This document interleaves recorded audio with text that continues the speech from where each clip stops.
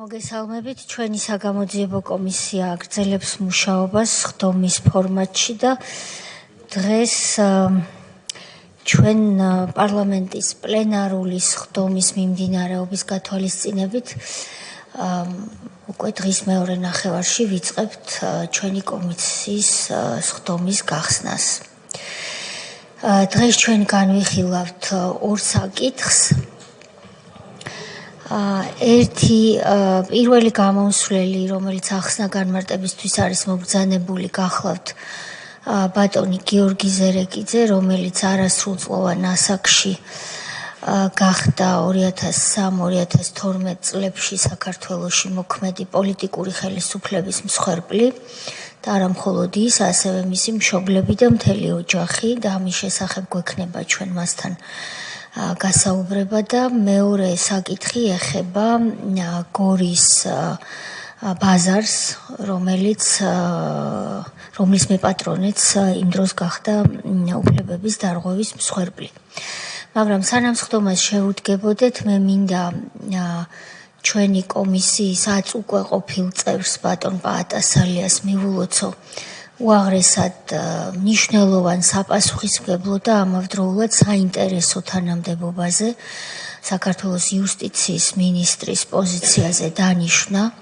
ჩვენი კომისიისთვის მისი აღმასრულებელ ხელისუფლებაში გადასვლა ნამდვილად დიდი დანაკლისია, ვინაიდან ის არაერთ კომპლექსურ მნიშვნელოვან საჩივარს სწავლობდა ჩვენი კომისიის ფარგლებში და ხელს გვიწყობდა გამართულ მუშაობაში. ასევე ის რა თქმა უნდა, მისი რესურსი დანაკლისია მთლიანად საქართველოს პარლამენტისთვის, მაგრამ მინდა მას, როგორც ყოფილმა იუსტიციის მინისტრმა, დიდი წარმატებები ვუსურვო და რასაკვირველია ჩვენ ვრჩებით მის კოლეგებად და გულშემატკივრებად.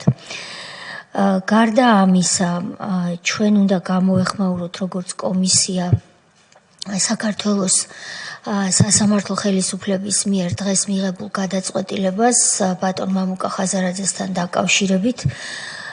ამით და იკვევა უკვე ამ გადაწყვეტილებით, რომ სისხლის სამართლის პროცესის პირველი ეტაპი დასრულდა, რომელიც გულისხმობს საქმის არსებითად განხილვისთვის მომზადებას და დაიწყება უკვე სისხლის სამართლის საქმის არსებითი განხილვა. არსებითი განხილვის პროცესში მოსამართლემ ჩათვალა, რომ არ არის წინასწარი პატიმრობის გამოყენების, როგორც აღკვეთის ღონისძიების გამოყენების საჭიროება.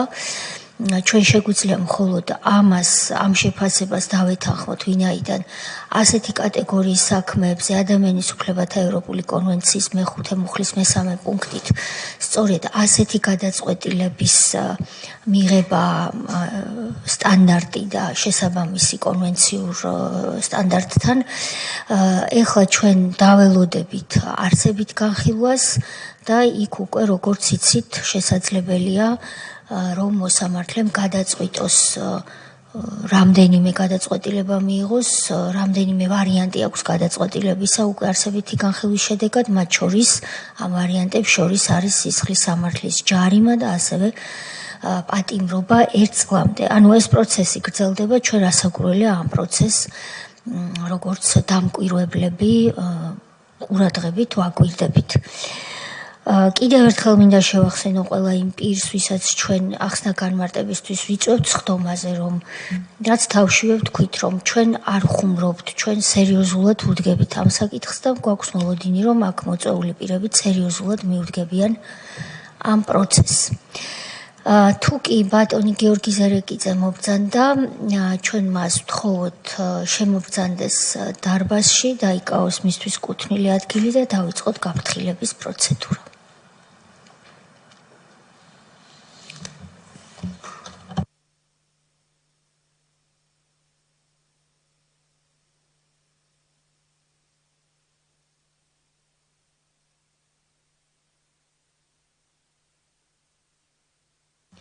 მოგესალმებით, ბატონო გიორგი, დაბრძანდით თქვენთვის განკუთვნილ ადგილას. ჩვენი ხდომა სწორედ ბატონი გიორგი ზერეკიძის მობრძანებით გაიხსნება. მე მინდა მსმენელს და მაყურებელს შევახსენო, რომ ჩვენი ხდომა გადაიცემა საქართველოს პარლამენტის ტელეარხით, საპარლამენტო ტელეარხით. მე მინდა ამ არხის თითოეულ თანამშრომელს დიდი მადლობა გადავუხადო ერთგული და მუდმივი მხარდაჭერისთვის ჩვენი კომისიის მუშაობისა.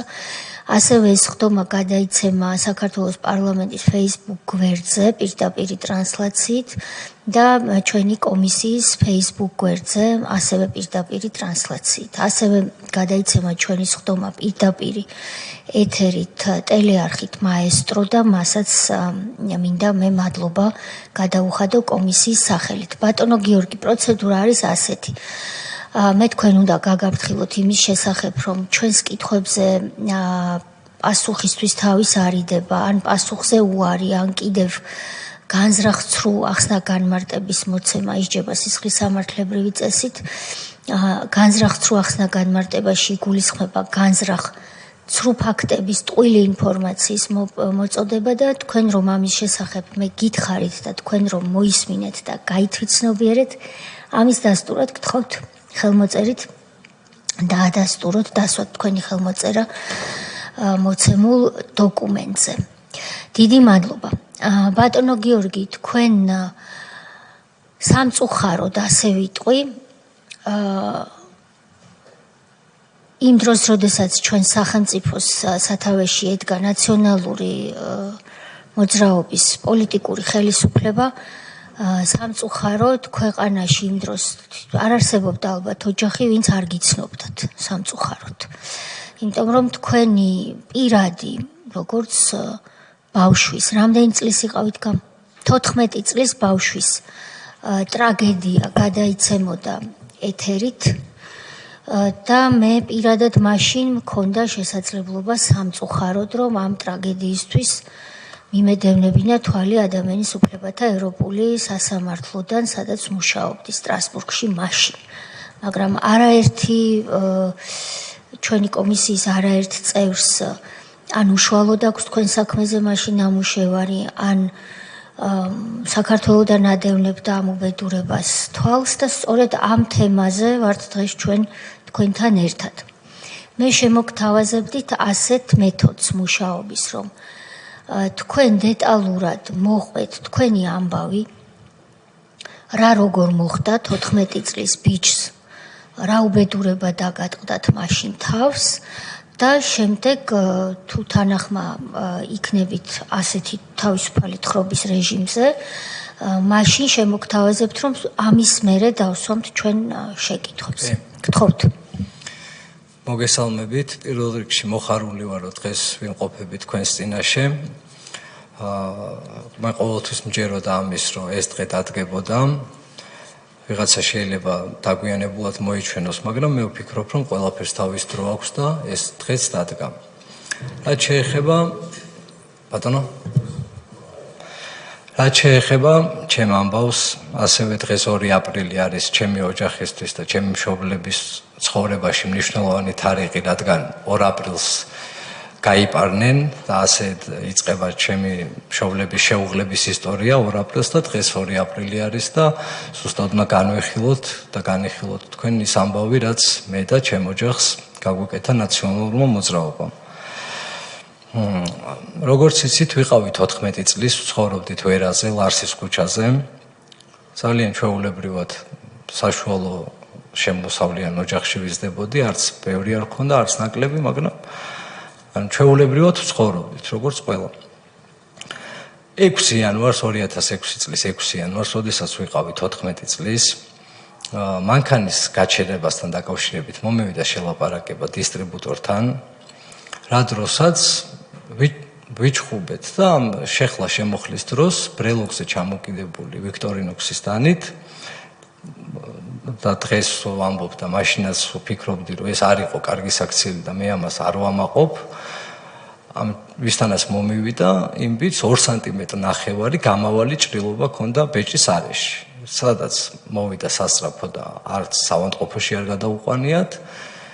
და როდესაც მოვიდა მამაჩემი სამსახურიდან და გაიგო ეს ამბავი, მე ჩემი ფეხით გამოცხადდით პოლიციაში, სევასტოპოლის განყოფილებაში და იქ მოვყევით ჩემად ეგრეთ წოდებულმა დაზარალებულმაც თქვა რა იყო ჩვენ შორის, მეს მოუყევი რა იყო, დამაწერინეს ხელწერილი, რომ მსგავსი ფაქტი მეორეჯერ აღარ განმეორდებოდა და უკვე ვტოვებდი განყოფილებას. რა დროსაც მოვიდა განყოფილებაში ვინმე ზაზა გოცილიძე, ესეთი პიროვნება, როგორღაც ოქრუაშვილის ყურამდე მივიდა, ირაკლი ოქრუაშვილის ყურამდე მივიდა ეს ამბავი და იქიდან გამოაგზავნეს ვინმე ზაზა გოცილიძე, რომელიც შემდეგ სასამართლოზეც გამოვიძახეთ და დავკითხეთ ჩვენ საქალაქო სასამართლოში.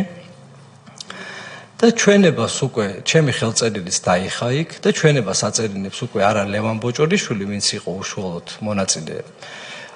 ეს ახალმოსული კაცი საერთოდ არ შესწრებია იმ ამბავს და არც იცოდა რა მოხდა და მუხლებს მიყენებენ ყაჩაღობას 179 მუხლი იყო, განძრახ მკვლელობის მცდელობას 19-109, 10-დან 20-მდე და სამუდამოსაც ითვალისწინებდა და ხულიგნობას. და ამ სამი ბრალდებით გამიშვეს ციხეში 14 წლის ასაკში. ბოდიში ბატონო გიორგი, აქ მაპატიეთ რომ გერევით. მსმენელმა რომ გაიგოს, მიუხედავად იმისა, რომ შეიძლება ზოგიერთი ჩვენგანი თქვენი საქმის ფაბულას კარგად ვიცნობთ. თქვენ ამბობთ, სწორად გავიგე, ხო, რომ ვისაც თქვენ მიაყენეთ დაზიანება, მოდით თქვათ ასე, ყველანაირი ეგრეთ წოდებულის გარეშე, გვარად იყო ბოჭორიშვილი. მე მახსოვს მამა თქვენის საჯარო განცხადებებით, რომ ჩემი ხელით მივიყვანე ბავშვი პოლიციაშიო და რას წარმოვიდგენდი, რომ გაგვაუბედურებდნენ ყველას ერთადო. მიგიყვანათ მამამ არასრულწლოვანი შვილი პოლიციაში, გაგკიცხათ, გითხრათ, რომ გიორგი ასე არ იქცევიან, ეს ცუდი საქციელია.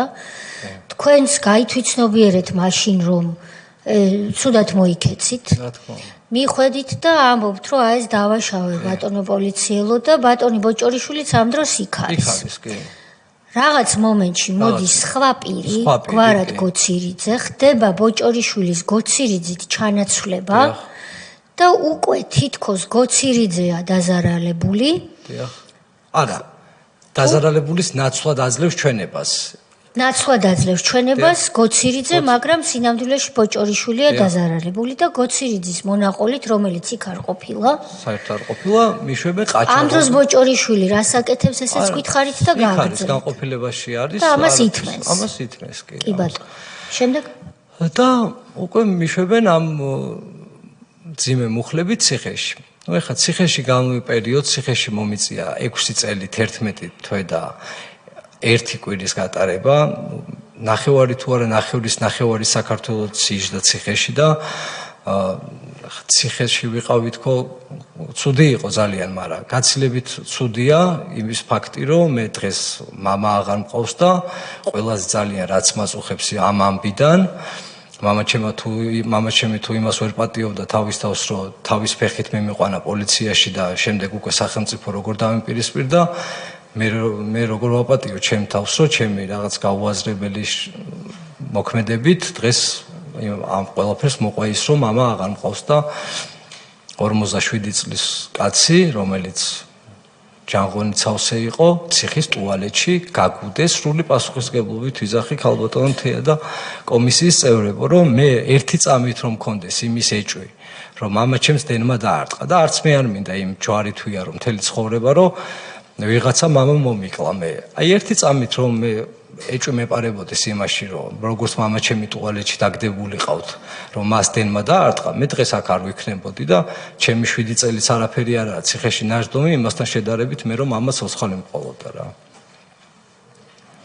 მაგრამ აი გავასაჯაროოთ, ერთი ფოტო ამოვიღოთ საქმიდან, ხო დღემდე ძიებაშია საქმე და მესმის რთულია ციხეშია მომხდარი დანაშაული და რთულია, მაგრამ აი ერთი ფოტო ამოვიღოთ და ნახეთ თქვენს და ვაჩვენოთ საზოგადოებას და თუ ვინმეს კიდე კითხვა გაუჩნდება, რომ აქ შეიძლებოდა რამეს, რომ აი მართლა დენის დარტყმას ქონდეს ადგილი, ცხოვრებაში საჯაროდ კი არა, ხმას აღარ ამოვიღებს საერთოდ. ბატონო გიორგი, თუ შევძლებთ მივყვეთ პროცედურას, ანუ წაგიყენეს ბრალდება წამიყენეს ეს ბრალდებები, ამ მუხლები და შემდეგ რა ხდება? ვარ არასრულწლოვანთა წინასწარი დაკავების შეგიყვანეს წინასწარი ციხეში. ჯერჯერობით ხართ იზოლატორში. იზოლატორიდან გადამიყვანეს უკვე მე არასრულწლოვანთა ციხეში და იქ ავჭალაში? ავჭარა. აბა? მატროსოზე იყო ციხე და ავჭალაში იყო კოლონია. აჰა. ჯერ ვარ ციხეში, სანამ მომისჯიან და ის რა ქვია, მე სასამართლოები მიმდის ამ დროს და აი ყველა სასამართლოზე გასვლის წინ ყოველთვის მქონდა იმედი, რომ აი ხა გამიშვებენ თქო, ეხა გამიშვებენ თქო, იმიტომ რომ რეალურად აი არაფერი არ იყო ისეთი მომხდარი, რაზეც 10 წელს მომისჯიდნენ და ამ ხელა ამბები დატრიალდებოდა ჩემ თავს და საქალაქო სასამართლომ მომისაჯა 10 წელი, ყაჩაღობის ბრალდებაში გამამართლა, იმიტომ რომ აი საერთოდ ფულზე საუბარი არ ყოფილა. ეს ყაჩაღობაც იყო იმისთვის, რომ მაშინდელმა სასამართლომაც კი გაგამართლა პირველმა ინსტანცია ყაჩაღობის მუხლში სრულად გამამართლა. პროკურორმა მოითხოვა 10 წლით თავისუფლების აღკვეთა, შემიკრიბეს, 24 წელი გამომიტანეს, მაგრამ ვინაიდანო გიორგიო არისო 14 წლისო და 10 წელზე მეც ვერ მივცემთო, 10 წელიო პროკურორმა მოსამართლე მოვიფიქრებო და რომ გავიდა შესვენებას და შემოვიდა ყაჩაღობაში გამამართლა და ეს მუხლები 19 109 და ხულიგნობას დამიტოვა და მომისაჯა 10 წელი. 10 წელი რომ მომისაჯა ეს ჩემი მშობლებისთვის ძალიან ჩემთვისაც რა თქმა უნდა, მაგრამ ჩემი მშობლებისთვის უფრო რთული იყო. დედაჩემი მახსოვს მაშინ პროკურატურის წინ შიმშილობდა კიდეც და არავინ არ გამოსულა და არავინ არ დალაპარაკებია საერთოდ და მე არ მახსოვს რომ თქვენი მთავრობის პერიოდში ვინმე თან ესე არ გასულიყვნენ მთავრობის წარმომადგენლები და არ დალაპარაკებოდნენ, მაგრამ ეს სხვა საკითხია. და დაიწყო შემდეგ უკვე ეს საზოგადოების პროტესტი, ჩემი თანაკლასელების პროტესტი, რაზეც აი მართლა არ ვიცი დღეს თუ აი აქ თქვენს წინაშე ვარ და რაღაცა მაქამდე მომიყვანა, ალბათ აი ამ ჩემი თანატოლების გვერდში დგომა იყო, ჩემთვის აი ძალიან დიდი სტიმული, რომ მე ვფიქრობდი, რომ როცა დაუბრუნდები ციხიდან, როდესაც გამოვიდოდი გარეთ, მე ამ ბავშვებთან და ამ საზოგადოებასთან ისეთი უნდა დაუბრუნებულიყავი, როგორიც ესენი მithოვდნენ მე და როგორც გვერდში მედგნენ და მე ეს პირობა შევასრულე და მე აქ და დიდი მადლობა იმისთვის, როგორც გვერდში დამიდგნენ ეს ადამიანები და მე გაგრძელდა ისე, რომ ამ დროს 10 წელი რომ მომისაჯეს, მე გადავედი ციხის ავადმყოფოში ვიყავი, იმიტომ რომ მაშინ ერთადერთი გზა იყო ჩემი თავისუფლების დაღწევის, რომ ფსიქიატრიურიდან შეიძლებოდა რაღაცეები და 4 თვის განმავლობაში ვიყავი, იქ ციხის რეზიდენციაზე და იქ მოხდა ისე, რომ ტელეფონით ვსარგებლობდი და ვსარგებლობდი, მქონდა იმ მომენტში ტელეფონი და მაგრამ ხა ის ბევრს ჰქონდა იქ და თვითონ მაგათი ადმინისტრაციის დაშვებით იყო ის ტელეფონი, მაგრამ დამიმატეს ტელეფონზე სასჯელი, ციხეში არ შეიძლებოდა ტელეფონი და ამაზე დამიმატეს სასჯელი და გადამიყვანეს ისევ მატროსოზე, მაგრამ ხომ მქონდა მისჯილი 10 წელი და პაემნის უფლებები ხომ ეკუთვნოდა ოჯახთან, ხო, დედასთან და მამასთან კვირაში ერთხელ შემოდიოდნენ. ეს პაემნის უფლებაც შემიზღუდეს, არც მარეკინებდნენ სახში, ვეღარც ვნახულობდი ჩემ მშობლებს, მაქვს 10 წელი მოსჯილი და ვარ 15 წლის ქალბატონთი. აი რა უნდა მექნა ციხეში, ავდექი და გადავიჭერი ხელებზე და მუცელზე მივიყენე თვითდაზიანება და აი მარტო ერთ გაკერვაზე, როდესაც გადავიჭერი, 36 ნაკერი დამადეს მუცელზე და ხელებზე. 36 და 3 საათის განმავლობაში, აი მედიკო ალანია მაშინ იყო ქალების და ბავშვების ციხის უფროსი, დღესაც კარგად არის და ღმერთმა კარგად ამყოფოს. მომსწრე არის 3 საათის განმავლობაში როგორ არ მკერავდნენ. რეზიდენციიდან მოიყვანეს ექიმი და მედიკო ალანიასთან შემთხვევით იყო ბაჩო ახალაიას მოადგილე თავის საქმეს და რომ ხა აქ ესეთი ამბავი რომ მოხდა, გადმოვიდნენ ჩემთან, და არ გადავყავა რეზიდენციაზე და მე რატო არ გადავესა? რატო გინდაო იქ და მე უთხარი ჩემ მშობლებს ნახულობ თქო, სახში ვეკავ თქო, უფრო თავისუფლად დავდივარ თქო, იქ ჩაკეტილი ვიყავი აქ ციხეში და იქ არ ვიყავი ჩაკეტილი. არა, არ გადაგიყვანთო, აქ უნდა გაიკერო და საბოლოოდ ისე მოხდა, რომ 3 საათის მერე გამიკერეს ეს ნაკერები და პაემნის უფლებას დაუშვეს. ამ ახალაიას მოადგილე მუთხრა მედიკოს, რომ ანახეო კვირაში ერთხელ და დაჟეო შეყვარებულის თუ ყავსო ერთხელ და შეყვარებული არ მინახავს და რამე შეყვარებულებოდა. გასაგებია.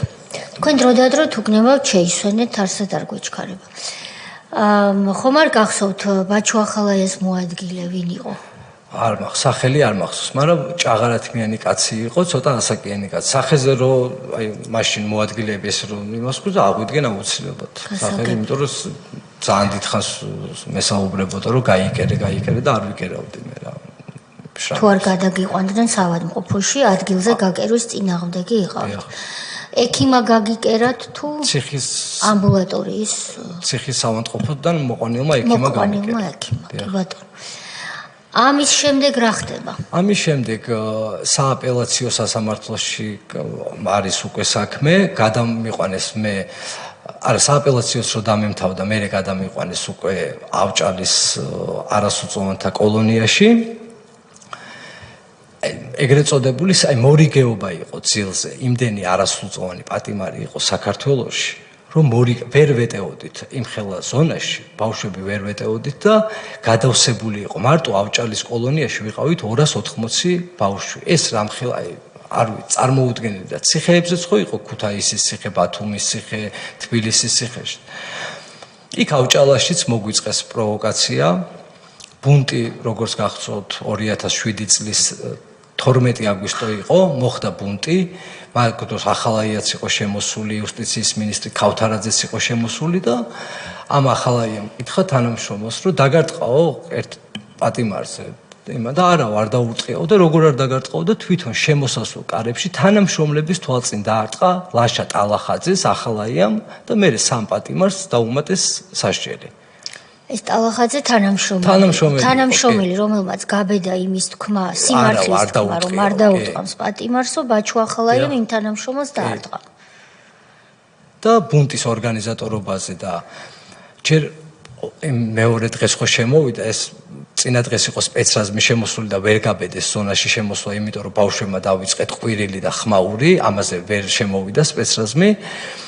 და ბაჩო ახალაია იყო, მაგრამ იქით იყო, იმიტომ რომ ვერ მოდიოდა, იუსტიციის მინისტრი იყო და ეს გვესაუბრებოდა ქავთარაძე ბავშვებს და ეს ახალაია საერთოდ არ მოდიოდა ჩვენსკენ და მეორე დღეს რო გათენდა დილის შემოწმება ჩავიარეთ ჩვეულებრივად და ცოტა ხანში კიდე ერთხელ უნდა ჩავატაროთ შემოწმება და სტადიონზე შეგვიყვანეს და 13 აგვისტო არის ზაფხული და შემოდის უცებ დიდი კარები იღება და მანქანები შემოდიან, სპეცრაზმი შემოდის და 120 ბავშვი გადაგვიყვანეს რუსთავის კრიჩში და ოღონდ სანამ გადაგვიყვანენ ეს რკინის მანქანები ხო არის ციხის მანქანა ხო არის რკინის და ეს სახურავი ხო გახურებული იყო და 6 მანქანა იყო ეზოში და ნელ-ნელა აყავდათ ეს ბავშვები რა და მე ბოლოსკენ ამიყვანეს უკვე მე და წავედით ეგრე იყო თითქმის და რო შევედი შიგნით აი ესე იყო ოფლი და ბავშვებს ფეხები ედგათ და აი საერთოდ აი ჰაერის კი არა აი ავიცი გეგონებოდა დუშიდან გამოხდა. ეს 120 ასე ვთქვათ პატიმარი ბავშვი. რა პრინციპით აგარდა? აი იმათმა ბუნტი არ ყოფილა, იყო ხმაური უბრალოდ რომ არ შემოსულიყვნენ ყვირილი. და ამ იმით რომ ბუნტის ორგანიზატორობა იქ ხელის დარტყმაზეც დაუმატეს ერთ-ერთ პატიმარს და გადაგვიყვანეს კრიჩში. რუსთავის მეორის კრიჩში იქ ვიყავით ჩამწყდეულები 4 თვის განმავლობაში.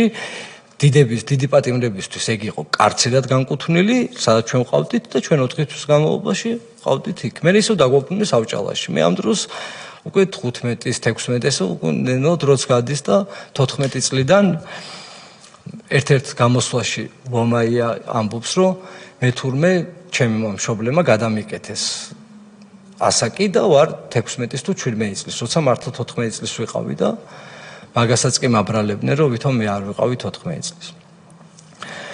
ერთი სათხოვარი მაქვს. ვინაიდან ჩვენ საზოგადოებაც გვისმენს და შეიძლება კარგად არ იცოდეს რა არის ეს კრიტი ეგრეთ წოდებული. რით განსხვავდება ის ჩვეულებრივი საპატიმრო ადგილისაგან? იქნება აღწეროთ, რომ ყველამ იცოდეს ეს რა არის. ჩაკეტილი სისტემა არის, სადაც არც პაემნის უფლებები ისე, ანუ თვეში ერთხელ იქ თუ ქონდა ავჭალაში, კოლონიაში, კვირაში ერთხელ, იქ თვეში ერთხელ ქონდა და დარეკვაც შესაბამისად კვირაში ერთხელ და უფრო მკაცრი რეჟიმის დაწესებულება არის კრიტი. და თითქმის მუდმივად ხარ ჩაკეტილ სივრცეში. მუდმივად არა, სულ ჩაკეტილი ხარ. სულ ჩაკეტილი ხარ, მაშინ როდესაც ავჭალაში შეგეძლო გარეთ გამოსვლა და ჰაერზე ყოფნა. სწავლას რაც შეეხება ამაზეც როგორ აი, სწავლას რაც შეეხება, ეხლა გეტყვით ეგ ამბავიც როგორ იყო. ჩემ 2010 წელს, როდესაც უკვე 10 თვეში მიმთავრდებოდა სასჯელი და ისედაც გამოვდიოდი, მაგრამ ჩემი მშობლებისთვის ჩემი ერთი დღის ციხეში გაჩერება არანაირ სტრასბურგში არც მოგებულ საქმეს და არც თანხად 2006-ში ხო დაგაკავა 2010-ში როგორ გიმთავრდებოდა საპროცესო ხო არა მე დამაკლო იმან სააპელაციო ჩამომაკლო ეს სასჯელი და კი 5 წელზე ჩამოვიდა და რა აი სასამართლო პროცესებზე თქვენ რო ახსენეთ. დიახ, 10 წელი როცა მომისაჯეს, მე სააპელაციო. დაზარალებული ერთი ვინც იყო? დიახ. ერთი გვარი რა გვარი? ბოჭორიშვილი და მეორე ზაზაგოცილი. დიახ. რომელი ორივე დადიოდნენ სასამართლოს? არა, ეს ზაზაგოცილიზე ჩვენ მოვითხოვეთ, რომ დაგვეკითხა, იმიტომ რომ იქ განყოფილებაში ხო ძველი განყოფილება იყო და იქ კარებები არც იკეტებოდა სევასტოპოლის და ყველა ხედავდა რომ იქ ზაზაგოცილიძე აძლევდა ჩვენებას და ხო და პროცესებზე ვინ ესწრებოდა ბოჭორიშვილი არა როგორც დაზარალებული ბოჭორიშვილი ესწრებოდა პროცესებზე მაგრამ ჩვენ მოვითხოვეთ და მოწმეთ ზაზაგოცილიძე რა უნდოდა მაგ დროს პოლიციაში და ესე ამიტომ გამოიკითხა და თვითონ ლევან ბოჭორიშვილმაც ამ ზაზაგოცილიძემ ხო დაწერა ჩვენება და ამ მუხლებით გამიშვეს მე მამაჩემა ნახა ეს ბიჭი და უთხრა რომ რატო მიღუპავო 14 წლის ბავშვს თუ რა სიმართლე თქვა სიმართლე რაც იყო რომ არ ყოფილა ყაჩაღობა და ეს ბიჭის დაიჭირეს 3 დღე ეს დაჭერილი ყავდათ ეს ბიჭი მაგას გეკითხები გამოუშვეს იმიტომ რომ ისევ მიჩივა 4ჯერ შეცვლილი ჩვენებით გამასამართლა საქალაქო სასამართლო 4ჯერ შეცვალა ამ ბიჭმა ჩვენება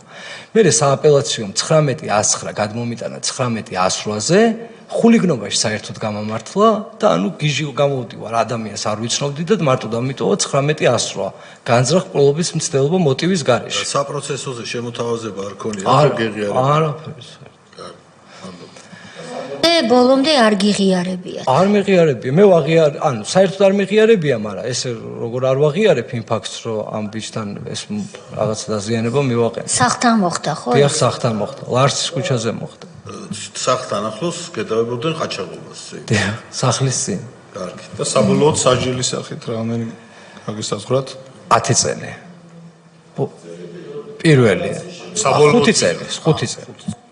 5 წელი და ეროვნულ გამოცდებზე აი მივდივარ იქამდე როცა ჩემ მშობლებს უთხრეს რომ საჩივარი გამოიტანეთ და გიორგის გამოუშვებთო მამაჩემის ერთ-ერთი მეგობარი დაინიშნა თანამდებობაზე და უთხრა რომ აი ესეთი პირობა არის გიორგის როგორც კი საჩივარს როგორც გამოიტანთ გამოუშვებთო ჩვენ ჩემთან შემოვიდა ადვოკატი და გავაგზავნე წერილი სტრასბურგში ჩემი ხელმოწერით რომ საქმეს ვითხოვთ იქიდან და იქიდან მოვიდა ესეთი პასუხი რომ სასამართლო განეხილავს თქვენ მოთხოვნას და გადავწყვიტავთ და არა ეს არ არის საკმარისი უნდა წახვიდეთ წავიდნენ ჩემი მშობლები დედაჩემი და მამაჩემი ამ დროს სანამ წავიდოდნენ ეროვნულ გამოცდებზე ხომ არჩი რეგისტრირდები წინასწარ ხო რეგისტრირდები საფხულისთვის და ვიყავი დარეგისტრირებული რადგან იდეაში ხო უნდა გამოსულიყო მაგრამ სტრასბურგიდან დაბრუნებულებს დედაჩემს და მამაჩემს როცა გამოიარეს ორი აეროპორტი დედაჩემის ხელჩანთაში ნახულობენ ძალიან ბევრ ნარკოტიკებს რაზეც მამაჩემი თავის თავზე იღებს ამ მოგონილ ბრალდებას და უშჯიან ორ სამუდამო პატიმრობას. მეც ციხეში მტოვებენ სტრასბურგიდან იქ საქმე მე ერთი თვეში ისედაც გამოვიდა უკვე რომ მოვითხოვეთ ეს სტრასბურგში ვეღარ შევაბრუნეთ.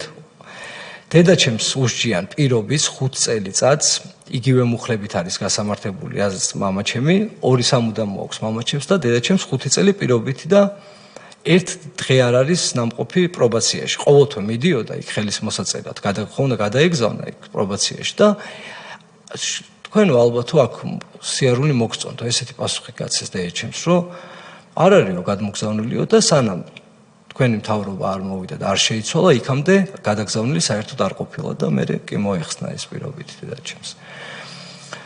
ბოდიში, მამას ვინ უთხრა, რომ თუ გამოიტანთო საჩივარსო გამოუშვებ. ხათუნა კალმახელიძის მოადგილე იყო. ვინ იყო ხარ? პაატა სულაბერიძე, კი. ანტო. ამ დროს ესე იგი დეპარტამენტის ხელმძღვანელი არის ხათუნა კალმახელიძე. არა, სასჯელსულების მინისტრი არის ხათუნა კალმახელიძე. დიახ. და დეპარტამენტის უფროსი იყო ჭაკუა და მოადგილე გაგამ კურნალიძე. და მე ისევ ციხეში ვრჩები, მამაჩემს სამუდამოს უსჯიან, დედაჩემი ესე მარტო რჩება, მთელი ცხოვრება დიასახლისი იყო დედაჩემი და ყოველთვის მამა იყო ოჯახში შემომტანი ასე ვთქვათ და მეც პატიმრობაში ვრჩები და აი მანამდე მე არც ვემზადებოდი იქ ბავშვები იყო რაღაც მასწავლებლები იყვნენ და ემზადებოდნენ ამ ეროვნული გამოცდებისთვის პირველი წელი იყო როდესაც ბავშვებს უნდა ჩაებარებინათ ეროვნული გამოცდები და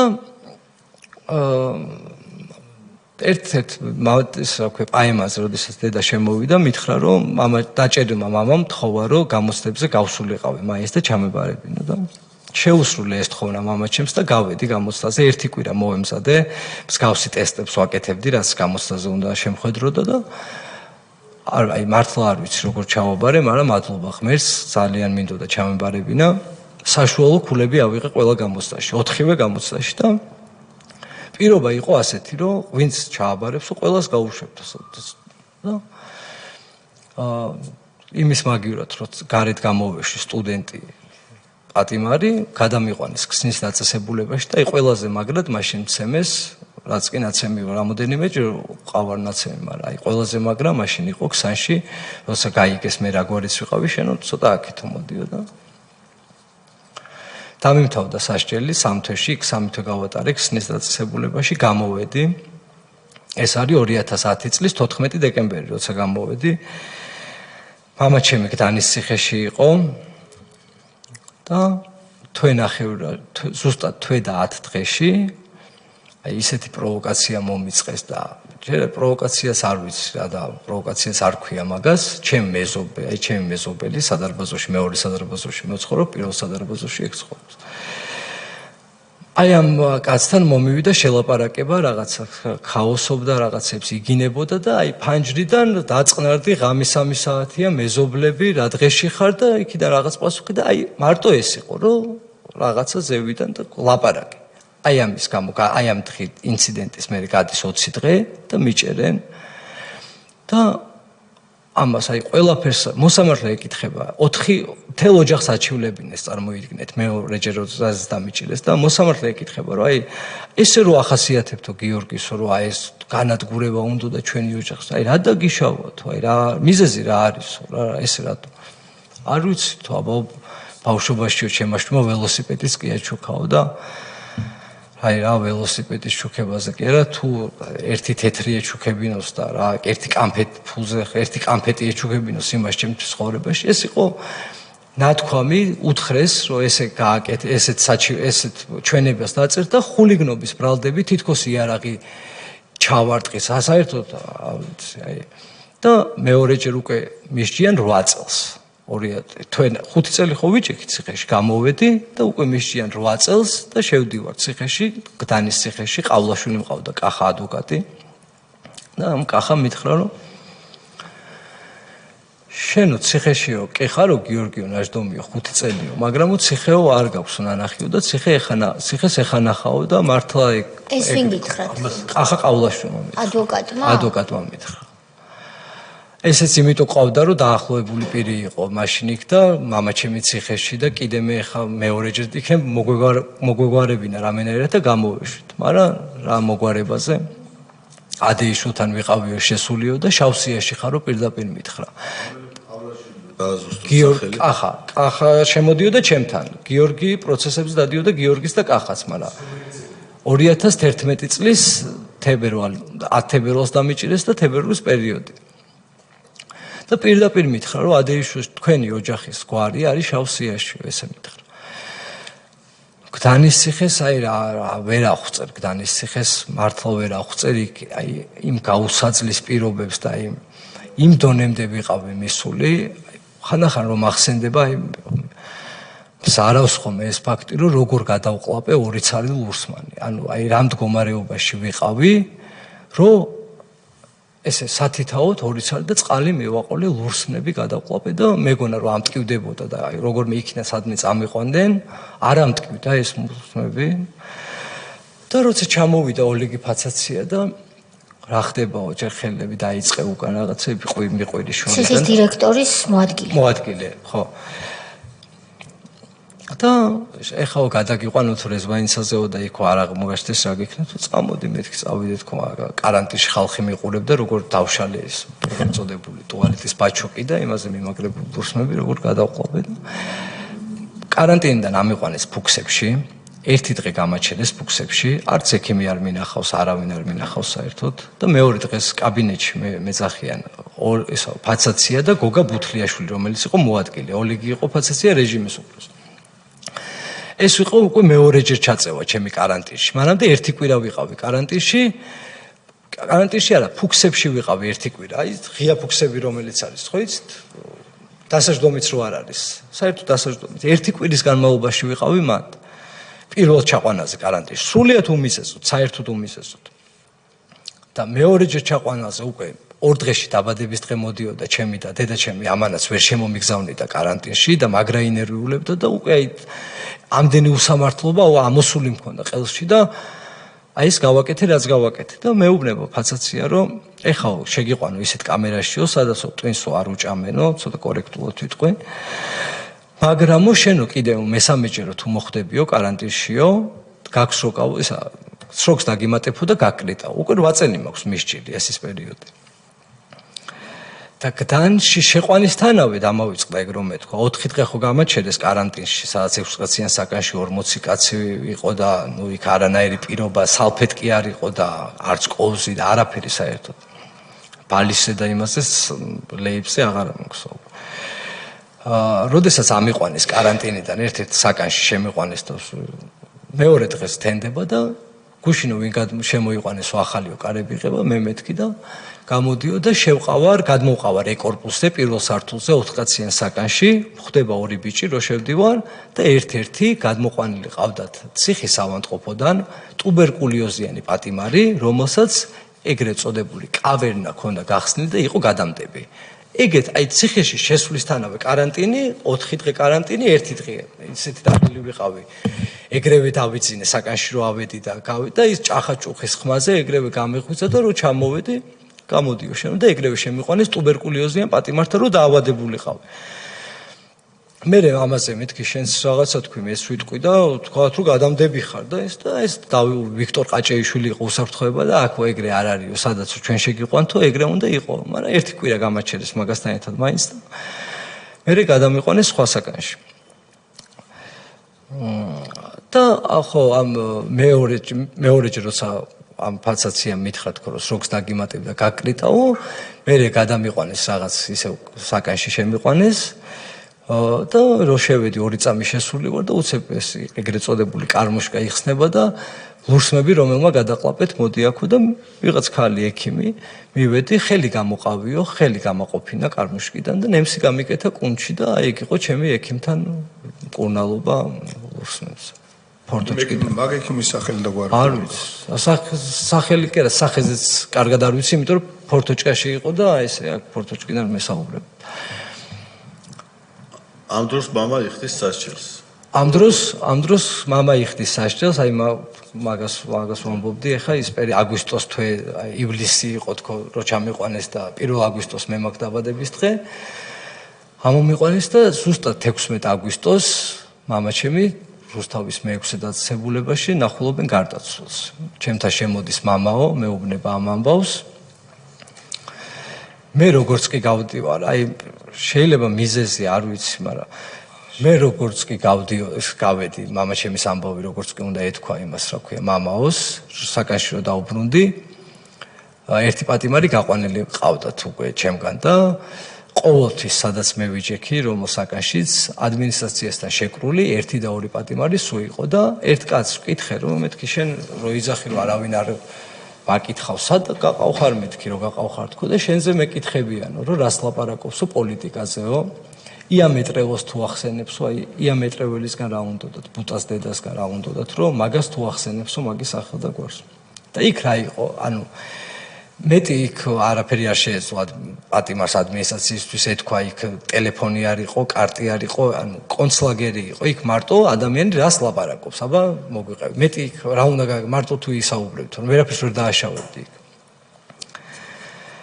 და რა ვიცი, მე მგონია რომ აი ზუსტად რასაც ვლაპარაკობდი მე იმათზე და როგორც თვითონ გვექცეოდნენ პატიმრებს, მე ჩემ წარმოსახვაში ვაკეთებდი ამ ახალაიას, მერაბიშვილის, ადეიშვილის საკნებს, ეს ჩვენ ხო ვიყავით ეს და რა მქონდა დრო 8 წელი მქონდა და სხვა რითი გავრთობილი ყავით და ამათ საკნებს ვაკეთებდი, ესე ჩავსოვდი და ჩვენ ხო ბრიტვით გვაპარსა, ესე გვიყურებდნენ ხოლმე დილით, რომ აი შუქზე მოდი, ცოტა ოდნავ წვერიც რო ქონოდა გცემდნენ მაგის გამო, აი ოდნავ წვერზეც გცემდნენ.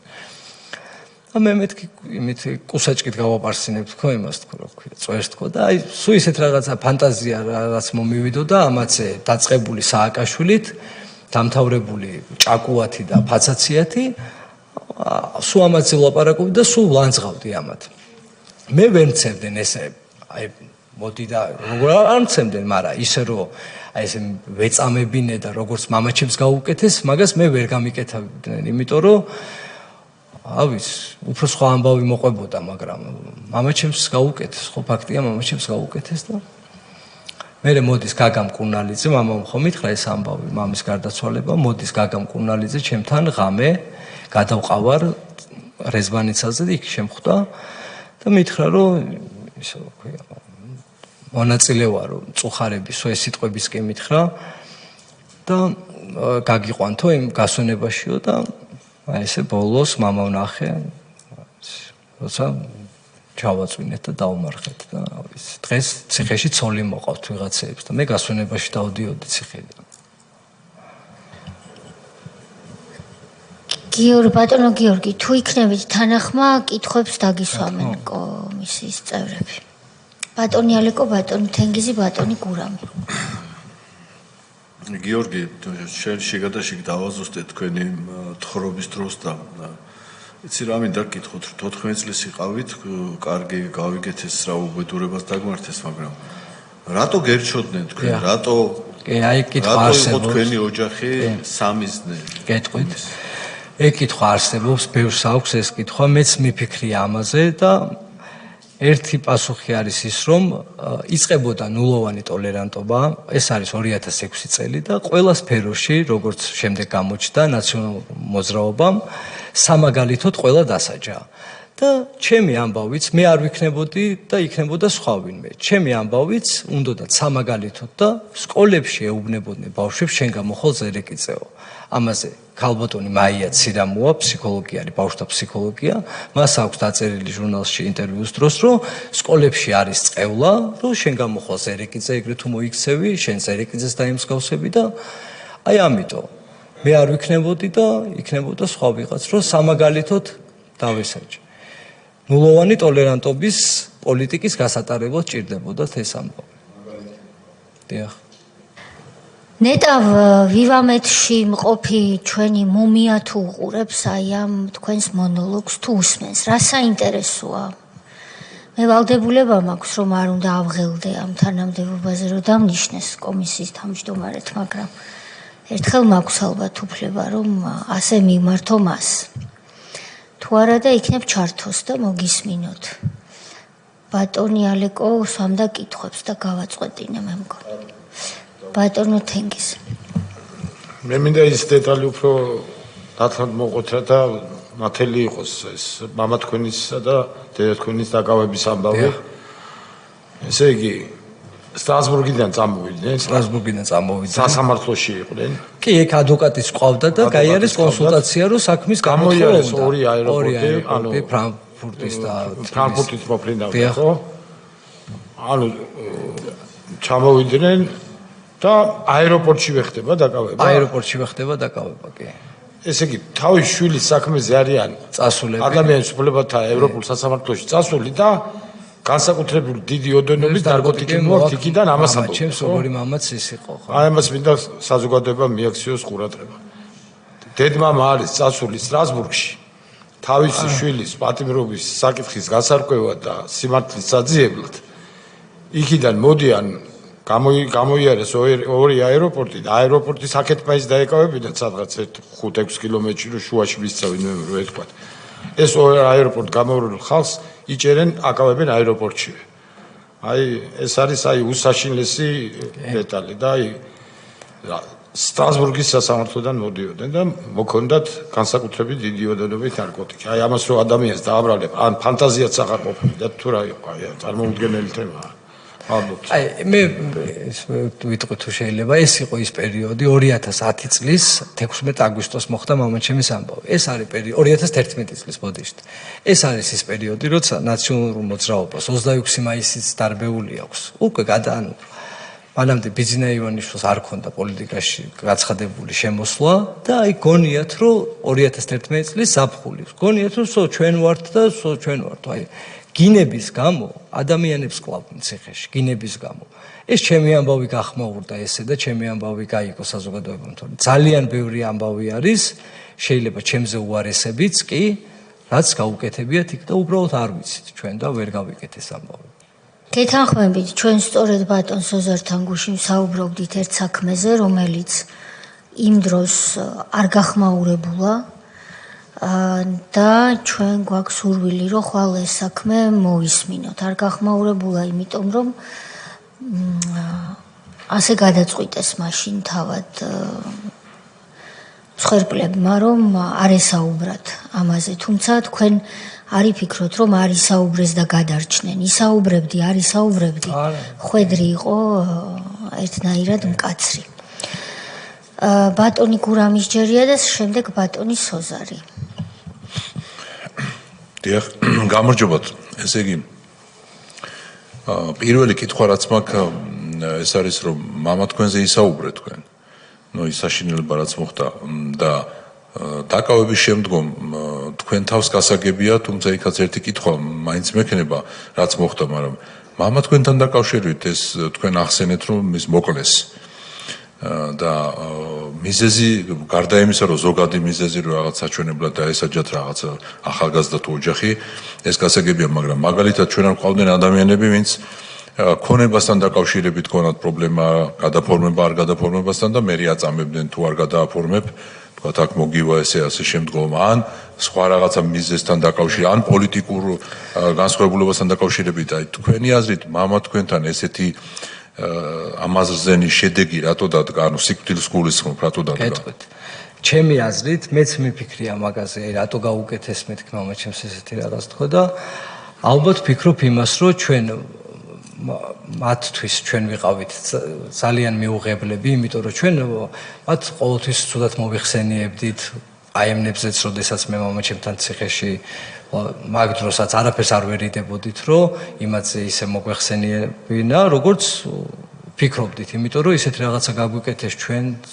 მე მგონია მიზეზი ეს, რომ აი მე გამანადგურეს ამით, მამა მომიკლეს, მაგრამ ამით მე გამანადგურეს, იმიტომ რომ მე როცა 14 წლიდან ციხეში ვიჯექი და მამაც აღარ მეყოლებოდა, რა ვიცი.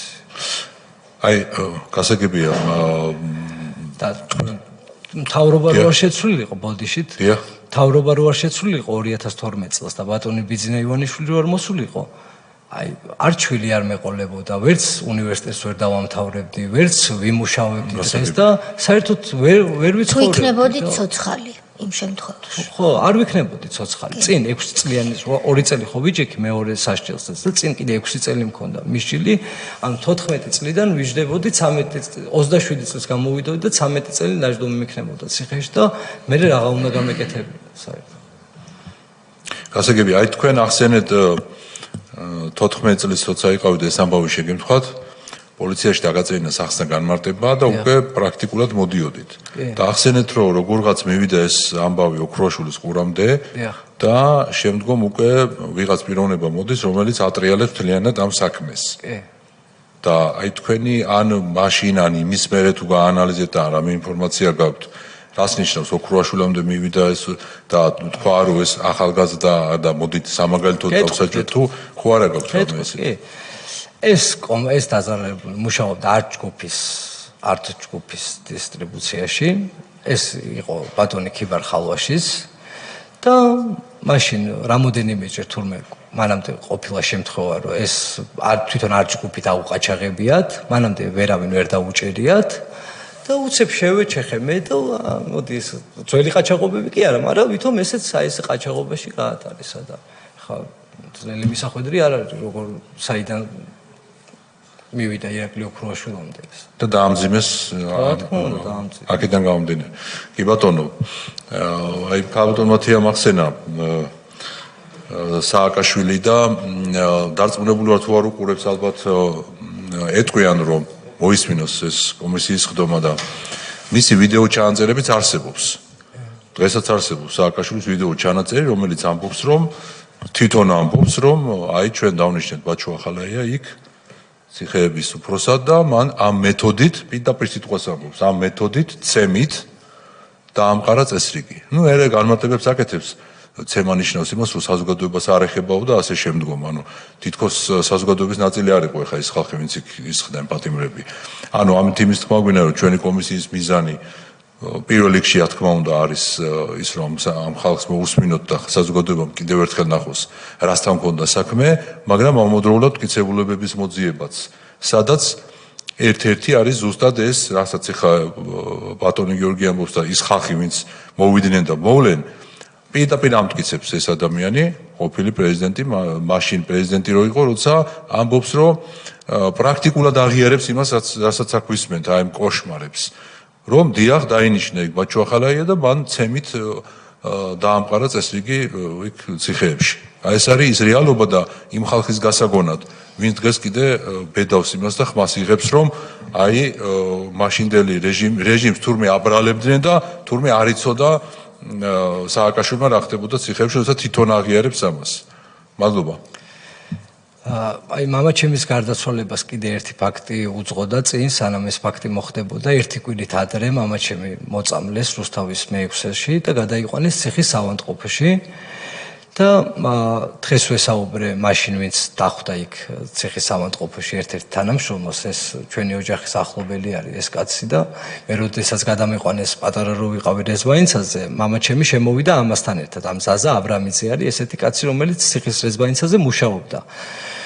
და გადაიყვანეს მამაჩემი გდანის გდანში რეზბანიცაზე და დახვდა ზაზა აბრამიძე და დღეს ურეკავდა ვეუბნები რომ მეთქი ახლობლები ვართ და შენ მაკითხავდი ციხეში მე როცა პატარა ვიყავი მამაჩემთან ერთად შემოდიოდი და დავიჯერო მეთქი მამაჩემა კაცი რუსთავის მე-6-დან ცუდად გახდა ციხის ავადმყოფოში მოიყვანეს არაფერი არ გითხრა მეთქი და ერთი კიდე ამ ზაზას და მამაჩემის საერთო ძმაკაციც არის, რომელიც ჩვენი ოჯახის ახლობელია და იმასთან არაფერი არ დაგაბარა, ან ესეთი მოწამლულია კაცი კლოპის წამლით და არაო ხმას არ იღებდაო საერთოდო, აი ძალიან შეშინებული იყო, ესე მითხრა და ცოტა ავღელდი და მეთქი შენ თუ შენ უფროსებს ერიდები მეთქი, ვა შენ ამუსე იყოს მეთქი ესეც უთხარი დღეს ტელეფონში ეს სიტყვები.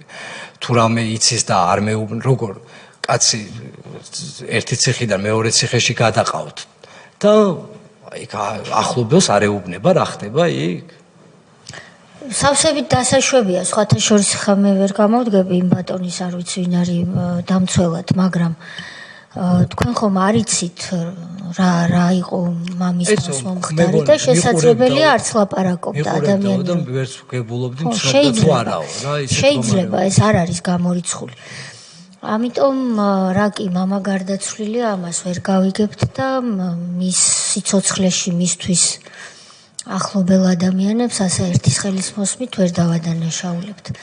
ბატონო სოზარ თქვენ გნებავდათ. დიდი მადლობა გიორგი რომ მოხვედით ჩვენთან. რამდენი არასრულწლოვანი იყავით დაწესებულებაში?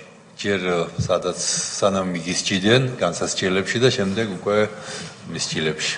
მატროსოზე ვიყავით სადღაც 100-დან 100 ბავშვამდე ესე დავჭალაში ვიყავით 280-285-იც ყოფილ ვართ აი მახსოვს შემოწმებაზე ბოლოს რა 350 დაახლოებით 300 თბილისში კი და პლუს ქუთაისში ცალკე იყო ბათუმი ცალკე იყო ზუგდიდი ცალკე იყო მაინც რო თქვა ჩვენი მომაყურებლისთვის ამ წუთში კლient სისტემაში არის 77 არასრულწლოვანი საიდანაც 27 არის ბრალდებული და 50 მსჯავრდებული რო ჩააბარეთ დაამთავრეთ კი რა სად ჩააბარეთ ჩააბარე შავი ზღვის უნივერსიტეტში სამართალმცოდნეობაზე მაგრამ სამართალმცოდნეობა დაამთავრეთ არა საერთაშორისო ურთიერთობები დავამთავრე მე ამჟამად სად მუშაობთ კი საქართველოს რკინიგზაში ვიوامაძე რო ახსენეთ ქალბატონო თეა მისი სიტყვები უნდა წავეკითხო უბრალოდ გიორგი ზერეკიძის საქმეს მაშინ ხო ბუნებრივი ავსწავლობდით და მე მგონი არ დარჩა ხელისუფლების შტო, რომელმაც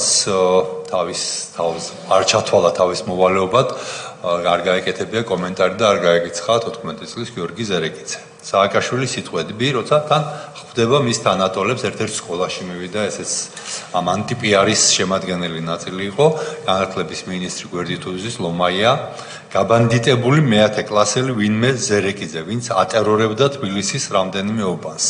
ანუ განაჩენი არ არის დამდგარი, იგონებს რაღაც სრულ ტყუილს და აი ეს იყო რეალურად პოლიტიკა და როგორ ანადგურებდა სისტემა ნებისმიერ ადამიანს, ვინც თვალში არ მოვიდოდო, მათ შორის არასრულწლოვანებსაც. ტუბერკულოზთან დაკავშირებით რაც თქვით, ასევე ძალიან სიმპტომატური შემთხვევაა. დაახლოებით 1000-დან გარკვეულწლებში 2000-მდე ახალი შემთხვევა ფიქსირდებოდა ყოველწლიურად ტუბერკულოზის ციხეებში. ეს იყო ადამიანების განადგურების ერთ-ერთი მეთოდი. პირველივე წელს ჩვენი ხელისუფლებაში მოსვლაში 60-მდე ჩამოვიდა და დღეს არც ვიცი რამდენიმე ათეულს არ აღემატება წლიური ახალი შემთხვევები. მინდა აქვე წავიკითხო ალტერნატიული ექსპერტიზის დასკვნა მამა თქვენის მამუკა იგივე ივერი ზერეკიძის გარდაცვალებასთან დაკავშირებით გვამის დათვალიერება სახის კისრის და კიდევრების მიდამოებში აღენიშნება დაზიანებები ნაჭდევების სახით, რაც მიყენებულია რაიმე მკვრივი ბლაგვის საგნის მოქმედებით. მორფოლოგიური სურათის მიხედვით დაზიანებები სიცოცხლისდროინდელია და განვითარებული უნდა იყვნენ სიკვდილის დადგომამდე დროის უახლოეს პერიოდში. ანუ ესეც ხო, სავარაუდოდ დენი არაფერ შუაშია, თუმცა ძალიან ძნელია გამოძიება ჩაატარო დღეს, როცა ამდენი ხანი არის გასული. ეს პრინციპში ხომეტი არაფერი. ესე იგი, დღევანდელი მონაცემებით 50 მსჯავრდებული ბავშვია მთელს პენიტენციურ სისტემაში. ეს ნიშნავს, რომ იმ ავჭალის დაწესებულებაში, რომელსაც თქვენ იცნობთ, რომელიც დაახლოებით 200 ბავშვზეა გათვლილი. დღეს 50 ბავშვია, მაშინ როდესაც 200 ბავშვზე გათვლილ დაწესებულებაში თქვენ დროს იყო 280 ბავშვი. შესაბამისად, პირობები რო აღგვიწეროთ ძილის, კვების, კვება საშინელი იყო. და არ ვიცი ხა ეს როგორ თქვა ზუსტად, მაგრამ ვიცი ექიმისგან, ერთ-ერთი ექთნისგან უпростоრად, რომ ჩვენ საჭმელში რაღაცებს გვიყრიდნენ, რომ აი ესე უენერგიათ რომ ყოფილიყავთ, კი. ძილის პირობები ქონდათ ძილისთვის? კი, ძილის პირობები ავჭალაში იყო. და სხვა ციხეებში აი კრიტში მაგალითად. აი ვერც დაიძინებ, ისეთი ხმები, გდანში ვერ დაიძინებდი რა, ისეთი ხმები ისმოდა. ისი ხმე ისმოდა? აი ცემის ხმები ისმოდა. ღრიალის, ზოგს შიშები ეწყებოდა ღამე და ამ პანიკურ შიშებზე იწყებდა, პანიკა იწყებოდა და აი მამაო რომ მოდიოდა არ გინდოდა რომ გასულიყავი, რომ აი კამერიდან რომ ისეთი შარი იყო იქ გადასვლა ადმინისტრაციამდე, იქ რამდენი თანამშრომელი შეიძლება გაეოლო და დაენახე და ყველას რაღაცას გეტყოდა რა, ყველა გამოწვევას. რატო არ გახურავს, შეიძლება ამისთვის ეცემა რაღაცას. კი ბატონო. ბატონო გიორგი, თქვენ რომ გამოხვედით პირველად და შემდეგ მეორედ საპატიმროდან, ფსიქოლოგის დახმარებისთვის ხო არ დაგჭირდათ მიმართვა? თავიდან არა, მაგრამ მე რამოდენიმე წლის მერე დაგჭირდათ. ეხლა რამდენი წლის ბრძანდებით? 33-ის. აი 33 წლის გიორგი ზერეკიძე. რას ეტყოდით, თუნდაც 33-ის ან კიდევ უმცროს ახალგაზრდებს დღეს რჩევა თუ გაქვთ? მათზე უფროსი ხართ ხშირ შემთხვევაში, ვინ შეიძლება დღეს ვერ ხვდებოდეს, რას ვებრძოდით ჩვენ ყველა ერთად? კი, ურჩევდი, რომ გარჩევა ისწავლონ ადამიანების და მეტი ანალიზი გაუკეთონ, მეტად დაფიქრდნენ, სადგანან, ვის ემსახურებიან და რას ემსახურებიან და მე მგონი ახალგაზრდებმაც და მომავალმა თაობამაც ერთი რამ უნდა გავაცნობიეროთ, რომ ჩვენ უნდა ვემსახუროთ ჩვენ ქვეყანას და არა რომელიმე მით უმეტეს დამნაშავე პარტიას, როგორც ხედავთ დღეს კიდევ რომ რევანშისტულად არიან განწყობილები. თქვენ ყავთ შვილი ახსენეთ, ერთი. 11 წლის კი. როდესაც იქნება ვითარება, მაგალითად, როგორც დღევანდელი სხდომა, ან სხვა რაიმე მსგავსი ვითარება, როცა მას უწევს ამ წარსულის შესახებ ინფორმაციის მიღება. თქვენ ალბათ ზრუნავთ იმისთვის, რომ ის ბოდიშვიხთი უნდა ვთქვა ეს სიტყვა გაბოროტება, რაც თქვენში იყო, ხო? იყო ბუნებრივია. როდესაც თქვენ ხატავდით საკნებს და იქ განაწილებდით სააკაშვილს ახალა ეს ხო ეს გაბოროტების ბავშვს რომ გააბოროტებ ეს იყო რეაქცია. თქვენ ალბათ იღებთ ზომებს იმისთვის რომ ეს თქვენ შვილს არ შეემთხვას. კი, ვიღებ ზომებს და მე ზუსტად იმიტომაც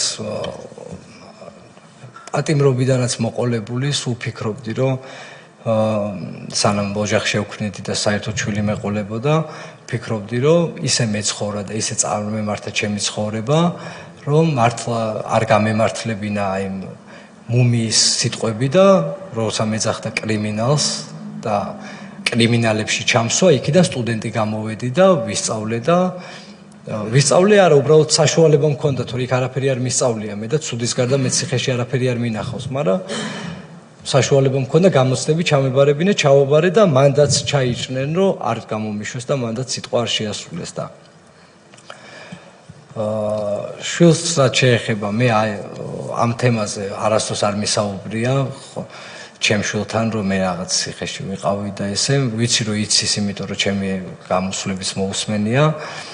არ ვიცი ამაზე როგორ უნდა დაველაპარაკო, მაგრამ აი ზუსტად დღეს იმიტომ ვარ გახარებული, რომ ამ საქმეს და ძალიან ბევრ საქმეს მიეცემა სამართლებრივი შეფასება და ჩემ შვილს უთქვამ სკოლაში, რომ ისო იმის შვილიაო და მეო ბაბუა ნაციონალობა მომიკლესო და მე უთხარი სანდროს მაშინვე, რომ იმის შვილი ჯერ არაფერ შუაში არ არის და შვილი მშობლის დანაშაულზე პასუხს არასდროს არ აკებს და მე კიდე აი ეს პროცესი ზუსტად გამოიწვევს იმას, რომ ყველაფერს დაერქმევა თავის სახელი და რაღაცა ერთ ფურცს ამ ჩვენ ტრაგედიას წარსულში დავტოვებთ და გადავშლით ახალ ფურცელს, მეც ჩემი შვილიც და მე ჩემ შვილს აი აქედანაც მინდა უთხრა და არ გავსდი ამ აგრესიაში და იმ განცდით რომ მაგას ბაბუამაც არ ეხება სანდროს და არ შეეხება არასდროს და ზუსტად აი ეს იქნება შედეგი, როცა ყველაფერს თავის სახელი დაერქმევა, რომ ჩემ შვილიც გააცნობიერებს რა იყო და რა. ბატონო გიორგი, თქვენი მონათხრობიდან და არა მხოლოდ თქვენი მონათხრობიდან, რაც უკვე მოვისმინეთ, რაც ვიცით, რაზეც გვიმუშავია სხვადასხვა საქმეზე წარსულში, ანუ შემდეგ, მომავალში ვისაც მოусმენთ ამ კომისიის ფარგლებში. ეს ყველაფერი ადასტურებს იმას, რომ ჩვენ მართლები ვართ, ასე მგონია, როდესაც ნულოვანი ტოლერანტობა გვაქვს გამოცხადებული და კიდევ უფრო მაღალ ხარისხში უნდა ვიყვანოთ ეს ნაციონალურ მოძრაობასთან მიმართებაში, იმიტომ რომ მიხეილ სააკაშვილი ადამიანურ პირობებში იმყოფება დღეს, მაგრამ იმყოფება იქ, სადაც არის მისი ადგილი და ეს მან უნდა იცოდეს. სწორედ საქართველოს პარლამენტიდან მოსმენილი სიტყვები, სადაც ის 2003 წელს შემოვარდა ვარდით ხელში და ქვეყანა საბოლოოდ გადაიყვანა განვითარების სწორი გზიდან. რაც შეეხება მომავალ თაობას, მე მრჩევლად რა თქმა უნდა არ გამოგადგებით, მაგრამ ჩემი აზრია, რომ ახალგაზრდა თაობა, მათ შორის ჩვენმა შვილებმა, ყველაფერი უნდა იცოდნენ, დასამალი არაფერი არ უნდა იყოს, ამისთვისაც არის ჩვენი კომისია შექმნილი, რაც არ უნდა მტკივნეული იყოს, მათ უნდა იცოდნენ, რა თქმა უნდა, ყველაფრის ცოდნას თავისი ასაკი აქვს, ძალიან მტკივნეული რაც არის ის ადრეულ ასაკში არ ითქმის და არ გაიგება, მაგრამ ყველაფერი მათ უნდა იცოდნენ, ისე რომ არ გახდნენ აგრესიულები, მაგრამ ჰქონდეთ ანალიზის უნარი და ეს უნარი ჩვენ მათ უნდა გავუმახვილოთ, იმიტომ რომ ჩვენ ყოველთვის არ ვიქნებით იქ, სადაც ვართ, უფრო მეტიც გულისხმობ თანამდებობებს, უფრო მეტიც ჩვენ ყოველთვის არ ვიქნებით იქ, სადაც ყველანი ვართ, დედამიწაზე და ის რაც დარჩება მერე არის ძალიან მნიშვნელოვანი და ის მომავალი თაობა, რომელიც ზოგი დეპუტატი გახდება, ზოგი მინისტრი, ზოგიც კერძო სექტორში ისახელებს თავს, ზოგი აკადემიურ სივრცეში, მათ უნდა იცოდნენ რა არის დაუშვებელი, რომ ჩვენს ქვეყანას ღმერთმა დაუფაროს მომავალში კიდევ ერთი სააკაშვილი ხელისუფლებაში და მკურნალიძეები, ახალაიები, კალმახელიძეები, ფაცაციები, მუხაძე და ასე შემდეგ, თუმცა ამ გვარების მატარებელ ღირსეულ ხალხს ბოდიშს ვხვდით, იმიტომ რომ გვარში ერთი გამოერევა ხოლმე და შემდეგ მთელ გვარს ცხებს ჩირკს. მე ერთი კითხვა მაქვს და თუ სხვა კითხვები არ იქნება, თქვენ თუ გნებავთ მერე ბოლოს თქვით და ამით დაგემშვიდობებით დღეს. როდესაც თქვენმა მშობლებმა გადაწყვიტეს სტრასბურგში წასვლა. ეს გადაწყვეტილება თვითონ მიიღეს თუ ვინმე მურჩია? არა, იცი თუ ურჩია, მეგობარმა კი ურჩია, იმიტომ რომ უთხრა რომ ძალიან დაპირისპირებული ხარო და ვერაფერს ვერ იზავო რა და გამოიტანეს საჩივარი. მეგობარი ვინ იყო? თანამდებობის პირმა ურჩია. კალმახელიძის, ესე იგი თქვენ ხართ ციხეში, თქვენს მშობლებს ციხეების მინისტრის ასე ვლაპარაკობ, რომ ზოგმა სასჯელახსულების სამინისტრო რაც არის, შეიძლება არ იცოდეს. ციხეების მინისტრის ქალბატონი ხათუნა კალმახელიძის, რომელიც კარგ სიზამს აქ თუ მობრძანდება ერთ დღეს. ქალბატონი ხათუნა კალმახელიძის დროს ბავშვებს აწამებდნენ ციხეში და ეს იყო პირველი ქალი მინისტრი სასჯელახსულების და საინტერესოა დღეს ის რას ფიქრობს ამ ყველაფერზე. ძალიან ადვილია თქვა რომ მე არ მართავდი და ბაჩო ახალაი არ მაძლევდა საშუალებას თუ ჭაკუა იმ დროს ჭაკუა იყო ბოლოს. და ესე იგი ხათუნა კალმახელიძე ციხეების უფროსი მას ყავს მოადგილე რომელიც თქვენ ოჯახთან ნაცნობობით არის დაკავშირებული და თქვენს მშობლებს ურჩევს სტრასბურგში ჩასვლას რომ გამოიტანონ საჩივარი იქნებ შვილი გადაარჩინონ. ახლა მე აქ მინდა საზოგადოებას განვუმარტო ერთი რამ რომ სტრასბურგის სასამართლოში არ არსებობს როგორც ასეთი მოქალაქეების მისაღები. იმიტომ რომ სტრასბურგის სასამართლოში პროცედურა არის მხოლოდ წერილობითი. წერილების გაცვლა გამოცვლით ხდება პროცედურა. მოქალაქეებისთვის ამიტომ მოქალაქეებისთვის აი როგორც პარლამენტშია, სამინისტროებშია, ხომ? მისაღებიც არ არსებობს, იმიტომ რომ მოქალაქე იქ არ უნდა მოხვდეს. მაგრამ როდესაც მოქალაქე მაინც მოდის, წელიწადში შეიძლება 3-ჯერ მოხდეს, 10-ჯერ მოხდეს ასეთი რამ, დაცვის ოფიცერი, რომელიც შენობას იცავს, იქვე გამოუყოფს დასაჯდომს, სახელდახელოდო რომ იტყვიან და ეუბნება რომ ვერავის ვერ შეხვდებით, იმიტომ რომ პროცედურა წერილობითია, თანამშრომელს პრინციპში არც აქვს უფლება გამოვიდეს მოქალაქესთან, იმიტომ რომ პროცედურაში უწერია რეგლამენტში, რომ პროცედურა წერილობითია და ეუბნება რომ იქ ჩასულ მოქალაქეს ეუბნება დაწერე რა გინდა. ანუ ისევ მივდივართ წერასთან. იმდენად პროცედურა წერილობითია. შესაბამისად, თქვენი მშობლები იქ რომ ჩამობძანდნენ, მათ ვერავინ ვერ შეხვდებოდა. შეხვდა ჩვენი წარმომადგენელი. წარმომადგენელი საელჩოსი, მაგრამ მე ვსაუბრობ სასამართლოს, ვერ შეხვდებოდა. ეხლა ეს თქვენ ვერ გეცოდინებოდათ იმ დროს, თქვენ პირადად, მშობლებმაც ალბათ არ იცოდნენ, მაგრამ ეს ნამდვილად იცოდა ხელისუფლებაში მყოფმა თანამდებობის პირებმა და ამიტომ გკითხეთ. ვინ ურჩია? ირკვევა რომ ურჩია ხელისუფლების წარმომადგენელმა და მე თითქმის დარწმუნებული ვარ რომ ეს იყო განზრახ თავიდანვე ისინი გაუშვეს თითქოს და შვილის გადასარჩენად წერილის გამოსატანად დაგეგმილი იყო ის რომ უკანა გზაზე უნდა მომხდარიყო ის რაც მოხდა. როდესაც წყვილი ცოლქმარი გამოივლის ყველა აეროპორტს ბატონმა თენგიზმა ამას აბსოლუტურად ლეგიტიმურად ხაზი გაუსვა. ყველა უცხო ქვეყნის აეროპორტს, შემოწმებას, ყველანაირი ტიპის და მოვა საზღვარზე და იქ ხდება უბედურება, ეს რა თქმა უნდა იწვევს ძალიან სერიოზულ კითხვებს.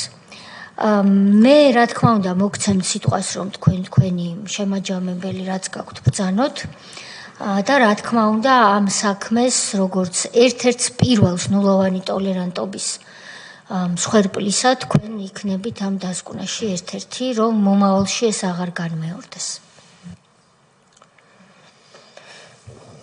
კიდევ ერთხელ აი ძალიან დიდი მადლობა რომ თქვენს წინაშე ვარ და ჩემი საქმის განხილვა მოხდა ასე ვთქვათ და მე დიდი იმედი მაქვს რომ მართლა ყველაფერს დაერქმევა თავის სახელი და მე არანაირის არც არასდროს არ მქონია რომ აი ამ ჩემი ამ ამბით რაიმე პოლიტიკური დივიდენდი მიმეღო არაფერი ჩემი ყველა გამოსვლაც მხოლოდ ერთს ემსახურება როგორც მამაჩემმა შემომწირა თავის მთელი ცხოვრება და ყველაფერი ეცადა იმისთვის რომ მეც ციხიდან დავეხსენი მეც ყველაფერი გავაკეთო იმისთვის რომ როგორც რაც გაუკეთეს მამაჩემს ამას ნათელი მოეფინოს და რაღაც წარსულში რაღაც დამთავრდეს მართლა ამით კი გამოვედი რაღაც მაგრამ სულ მაფიქრდება ხო ეს არ არსებობს წამი რო არ მახსოვდეს ეს ამბავი და რო ამაზე რო არ მეფიქრებოდეს და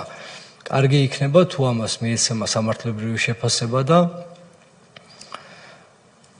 კი ბატონო თქვენ შვილს სანდრო ქვია თუ ალექსანდრე ქვია და სანდროს ვეძახით მაშინ ბატონ სანდროს მივმართოთ საქართველოს პარლამენტიდან ვუსურვოთ მას რომ ძალიან ძლიერი დამოუკიდებელი საქართველოს ბედნიერი და ჯანმრთელი მოქალაქე გაზრდილი იყოს წარმატებული და ვუთხრათ მას რომ მას ყავს ძალიან კარგი მამა რომელმაც ძალიან ბევრ ამას 14 წლის ასაკში და ადრეულ ასაკში გაუძლო და მან უნდა რა თქმა უნდა აქედან მიიღოს გაკვეთილიც თუ როგორ უნდა იყო მოწესრიგებული როგორ არ უნდა მით უმეტეს როცა ყავს დამნაშავე ხელისუფლება და იმ დროს დამნაშავე ხელისუფლება იყო როგორ უნდა იყო ფრთხილად ცხოვრებაში და სწავლას დაუთმო უფრო მეტი დრო წარმატებებს გისურვებთ თქვენ შვილთან და ოჯახთან ერთად დიდი მადლობა რომ მობრძანდით ბატონ სანდროს მოკითხვა გადაეცით ნახვამდის ჩვენ ვაგრძელებთ ჩვენს ხდომას დღეს მეორე პირი ვინც არის ჩვენთან სტუმრად ახსნა განმარტების მოსაცემად გახლავთ მოქალაქე ჯემალ ციკლაური ის წარმოადგენს საქმე საკუთრების უფლების დარღვევასთან და არა მხოლოდ მისი უფლებრივი მდგომარეობის უხეშად შელახვის ფაქტებზე გაგვესაუბრება და სამდინოს ვთხოვ რომ თუ ბატონ ჯემალი უკვე მობრძანდა მოუხმონ მას დარბაზში შემოაცილონ და თხოვოთ მას რომ დაიკავოს მისთვის კუთვნილი ადგილი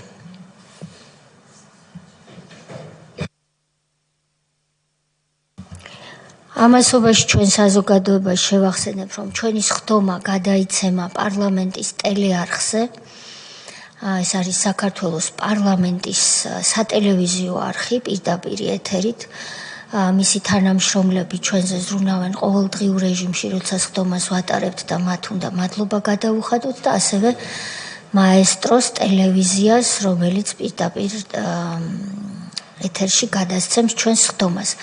ბატონი ჯემალ ციკლაური მობრძანდა, მოგესალმებით ბატონო ჯემალ. პროცედურა გახლავთ ასეთი, პირველ რიგში მადლობა მობრძანებისთვის და უნდა გაგაფრთხილოთ იმის თაობაზე, რომ ამ კომისიის წინაშე ცრუახსნა განმარტების მოცემა განზრახ არის სისხლის სამართლის პასუხისმგებლობის საკითხი. ასევე კითხვებზე პასუხისთვის თავის არიდება უარი პასუხზე კითხვაზე გახლავთ ასევე სისხლის სამართლის პასუხისმგებლობის საკითხი. ის რომ მე იმის შესახებ რომ მე თქვენ გაგაფრთხილეთ და თქვენ ეს მოისმინეთ და გაიგეთ ამის დასტურად გთხოვთ თქვენ ხელმოწერას იმ დოკუმენტზე რომელიც წესით თქვენ წინვე გიდევთ და შევსებული უნდა იყოს იქ წერია თქვენი გვარი სახელი მე მგონი აი მარცხენა ხელი სადაც გაქვთ იქ უნდა იყოს ეს საბუთი აბა დახედეთ ან მარჯვენა ხელთან სადაც თქვენი გვარი და სახელი წერია ბოლოში ხელმოწერაა და იქნებ მოაწეროთ ხელი კალამი თუ არ გაქვთ თქვენ ხომ გაქვთ კალამი ათხოვეთ ხელი მოაწერეთ როგორც აწერთ ისე თავში ხომ წერია თქვენი გვარი და სახელი გაფრთხილების ტექსტი წერია ყოველ შემთხვევაში კი ბატონო კარგი, ბატონო ჯემალ, მადლობა კიდევ ერთხელ მობრძანებისთვის. ასეთ ფორმატს შემოგთავაზებთ, რომ თქვენ 10 წუთის განმავლობაში, თუ გნებავთ 15 წუთი, თავისუფალი თხრობის რეჟიმში რომ გითხრათ რა და გატყდათ თავს იმ დროს და შემდეგ დავსვამთ კითხვებს. გთხოვთ.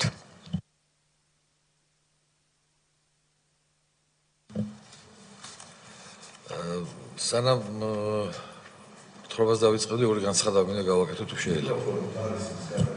აწიეთ მიკროფონი. ორი განცხადება მინდა გავაკეთო, სანამ თხრობას დავიწყებდი. ერთი ის რომ რასაც დღეს თქვენ მოგითხრობთ, ყველაფერი გამყარებული არის. ვიდეო მტკიცებულებებით პროკურატურაში ეს გამოძიება მიმდინარეობდა 2012 წელს რომ დაიწყო ქართული ოცნების მერე და ეს ყველაფერი არის ვიდეოთი და ყველაფერი რასაც ვიტყვი აბსოლუტურად გამყარებულია ფაქტებით. და მეორე, ბოდიში უნდა მოვიხადოთ, აი სულ გადატანილი ვარ და შეიძლება კაფეით ვერ თქვა რაღაცა და ბოდიში ვიხდით ამას. მოკლედ, ჩემი საკუთრება გორის საკოლონო ბაზარი შევისყიდი 1996 წელს კონკურსის წესით. იქ იყო დამწვარი იყო ეს ბაზარი, ვისი აღდგენა მქონდა დავალებული და ხომ შევასრულე და მუშაობდით. 2004 წლის თებერვალში, დაიწყო ჩემს ზეწოლა, სააკაშვილის ხელისუფლება მოვიდა. მოკლედ დამებარა მიშა ქარვანაშვილმა გუბერნატორმა და მითხრა რომ უნდა დათმო ობიექტი ჩააბარო სახელმწიფოს თუ არა და პრობლემები გექნება. მე რა თქმა უნდა უარი ვხარ, იმიტომ რომ რა უნდა დამეთმო არ ვიცოდი, მაგრამ დაიწყო აი სერიოზული როგორი მაგალითად იცი რა ქუჩაში რაღაცას ყიდიდა და უშო თებს ყიდიდა ჯემალ წიგლაურის მაფია აცხადებდნენ ტელევიზიაში ჟურნალისტები რაღაცები მოკლედ ამის გამო გადაწყვიტეს შემოსვლა ჩემთან საწარმოში და შემოწმება ჩაეტარებინათ მაგრამ მე მოთხოვე სასამართლო განჩინება და არ შემოუში ამის მერე ჩდება ესეთი მომენტი რომ მეძახიან სამსახურში რომ ჯემალ ვიღაცაა შემოსული და აწიოკებს ბაზარს გამოვიდი შევხედე და მიშა ქარელი გუბერნატორი გარშემო ყავს პროკურორი გარშემო ყავს ტელევიზია ყველა ის მათ ემორჩილებოდნენ მაშინ და ეგ არის 2004 წელი უკვე თებერვალი ხო და თებერვალის დასაწყისი იყო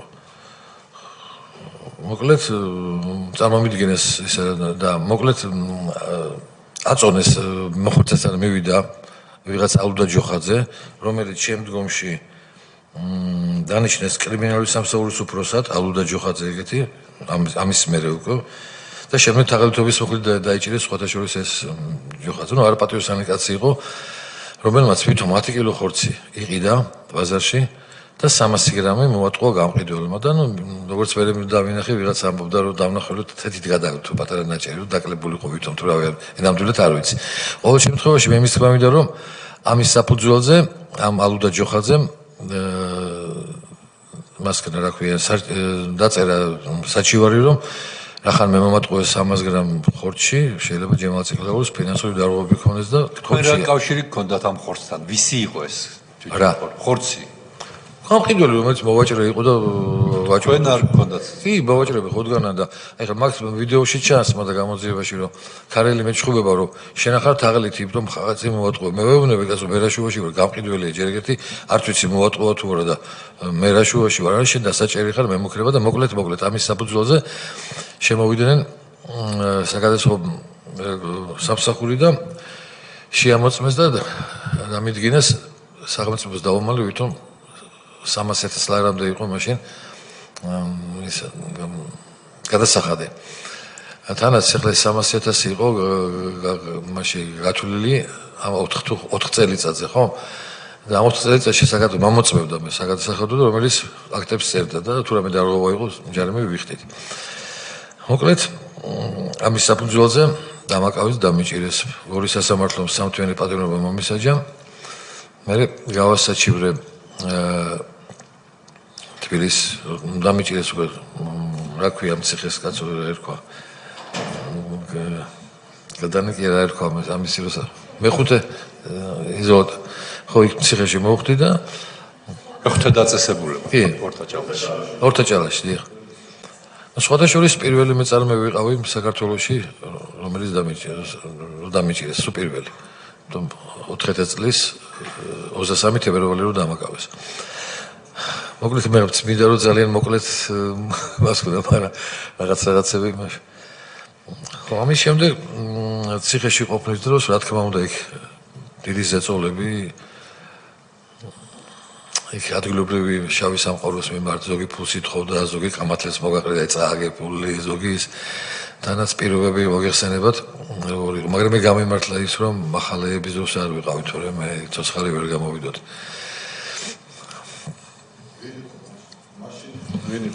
მე რა ბაღათური იყო, დიდი პატრონა კაცი.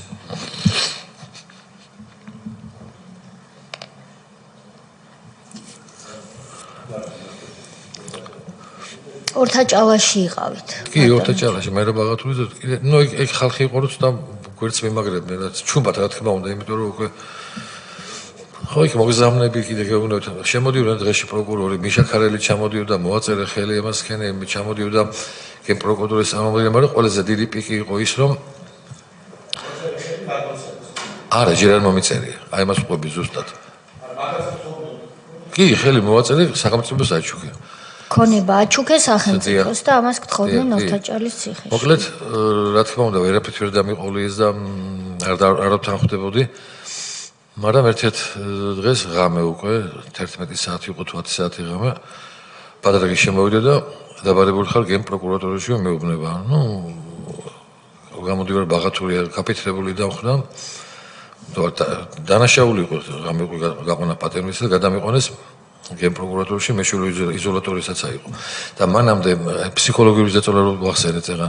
იქ მიყვებოდნენ რომ ისი მეშული იზოლატორში დენსაბავენ სხვიზე დაბლა ადგილებში რომ გამოტეხონ რა. ეს უკვე ავი ძალით აკეთებდნენ ამას რომ შეფშინებული ვიყავით თუ რაღაც. მოკლედ რომ გადამიყვანეს უკვე ვიფიქრე რომ მე საწამებლად მივყავდი იქ რა და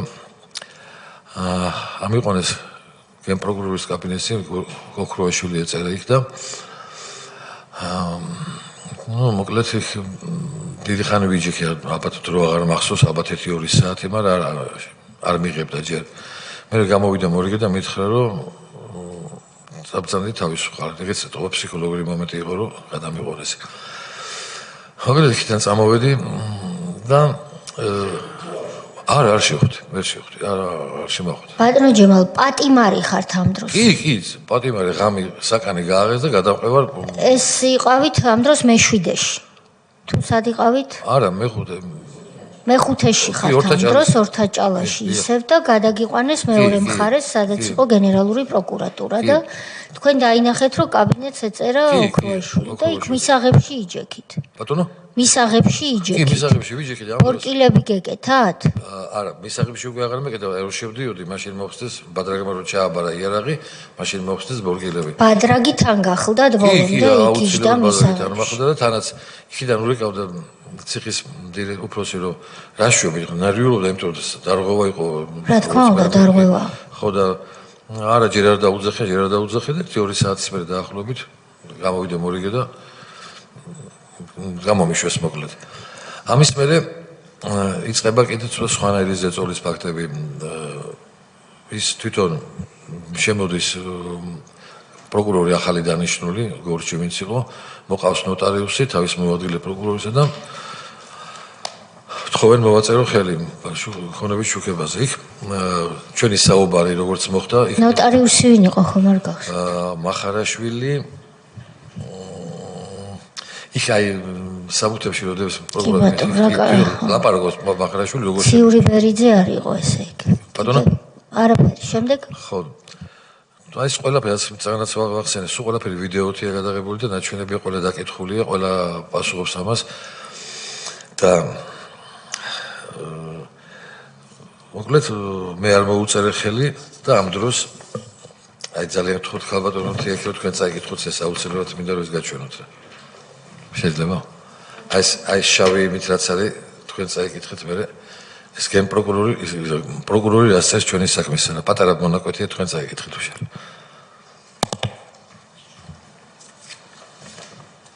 აი შავად რო არის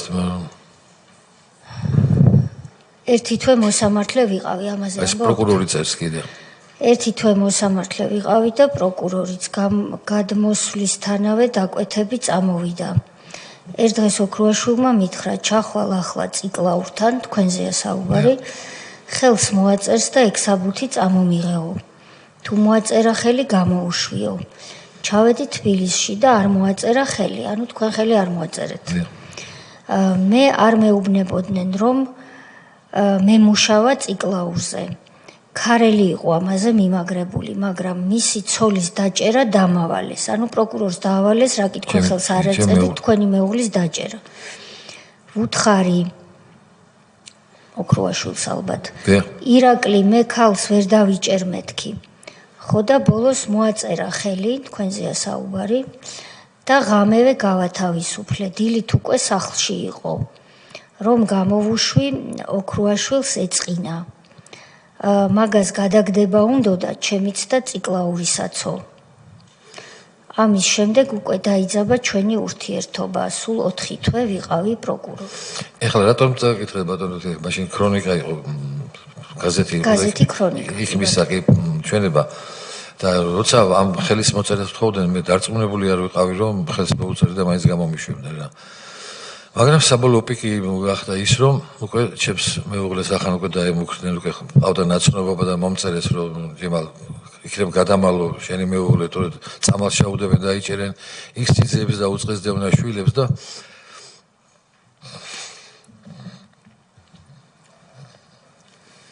მე მოვაწერა ხელი.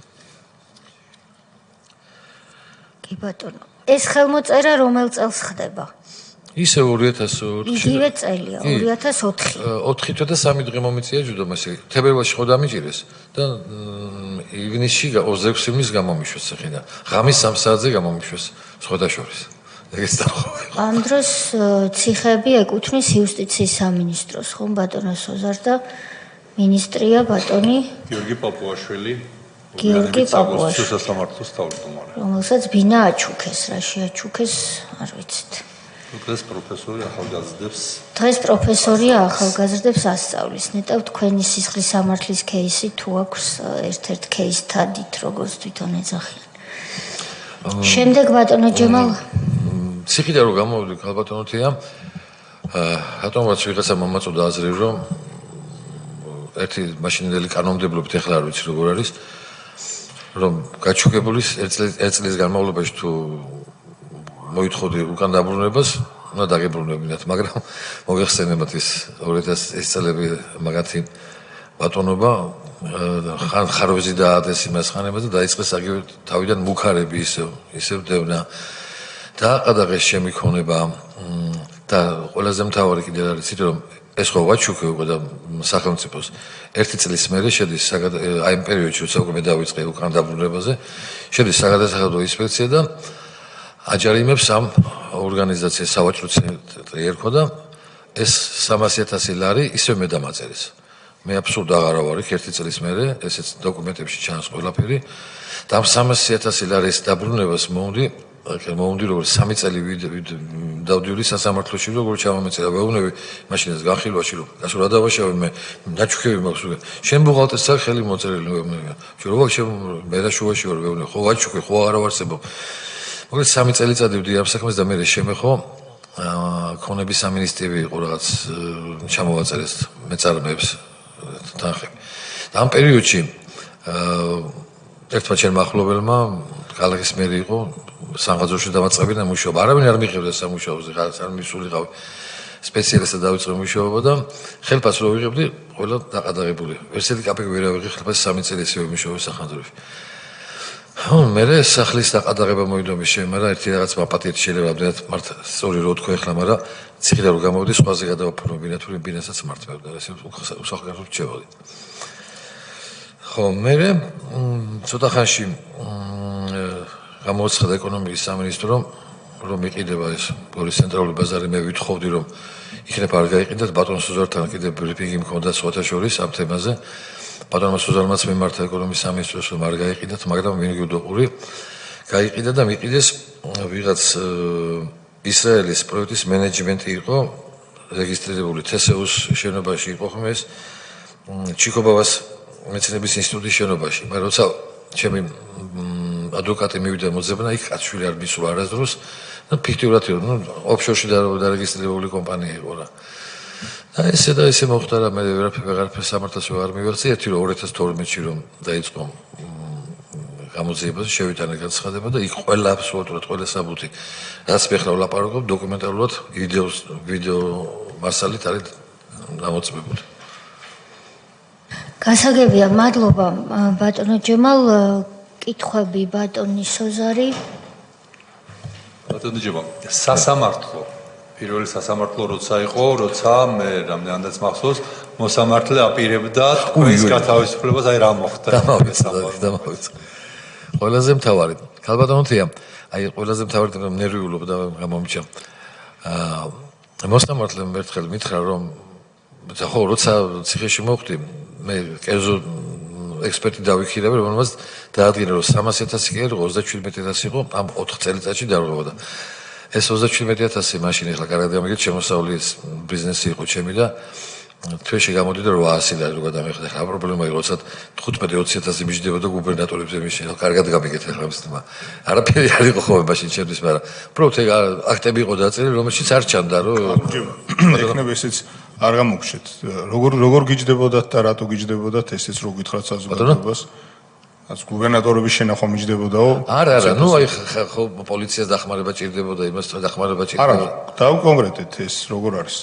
დახმარება რას ნიშნავს? ყველაფერს თავის სახელი აქვს, ხო? არა, მაგალითად აი გამოგზავნე ვიღაცას სიხლის გადასხმა ჭირდება ფერიდან, ვიღაცა აღონტყოს მეულა დამეფინანსები და იმას ჭირდებოდა ეს ხარჯები გროვდებოდა და აი მას ვიზახი რომ მაშინ პრობლემა არ იყო ჩემთვის ეს გადახდა რომ ყოფილიყო დაუშვათ 37,000 ჩემთვის სერიოზული თანხა გადასახდელი ამ 20 წლის განმავლობაში. ბატონო ჯემალ, ვინ გიკავშირდებოდათ რომ დახმარება ჭირდება თუ იმართულებით?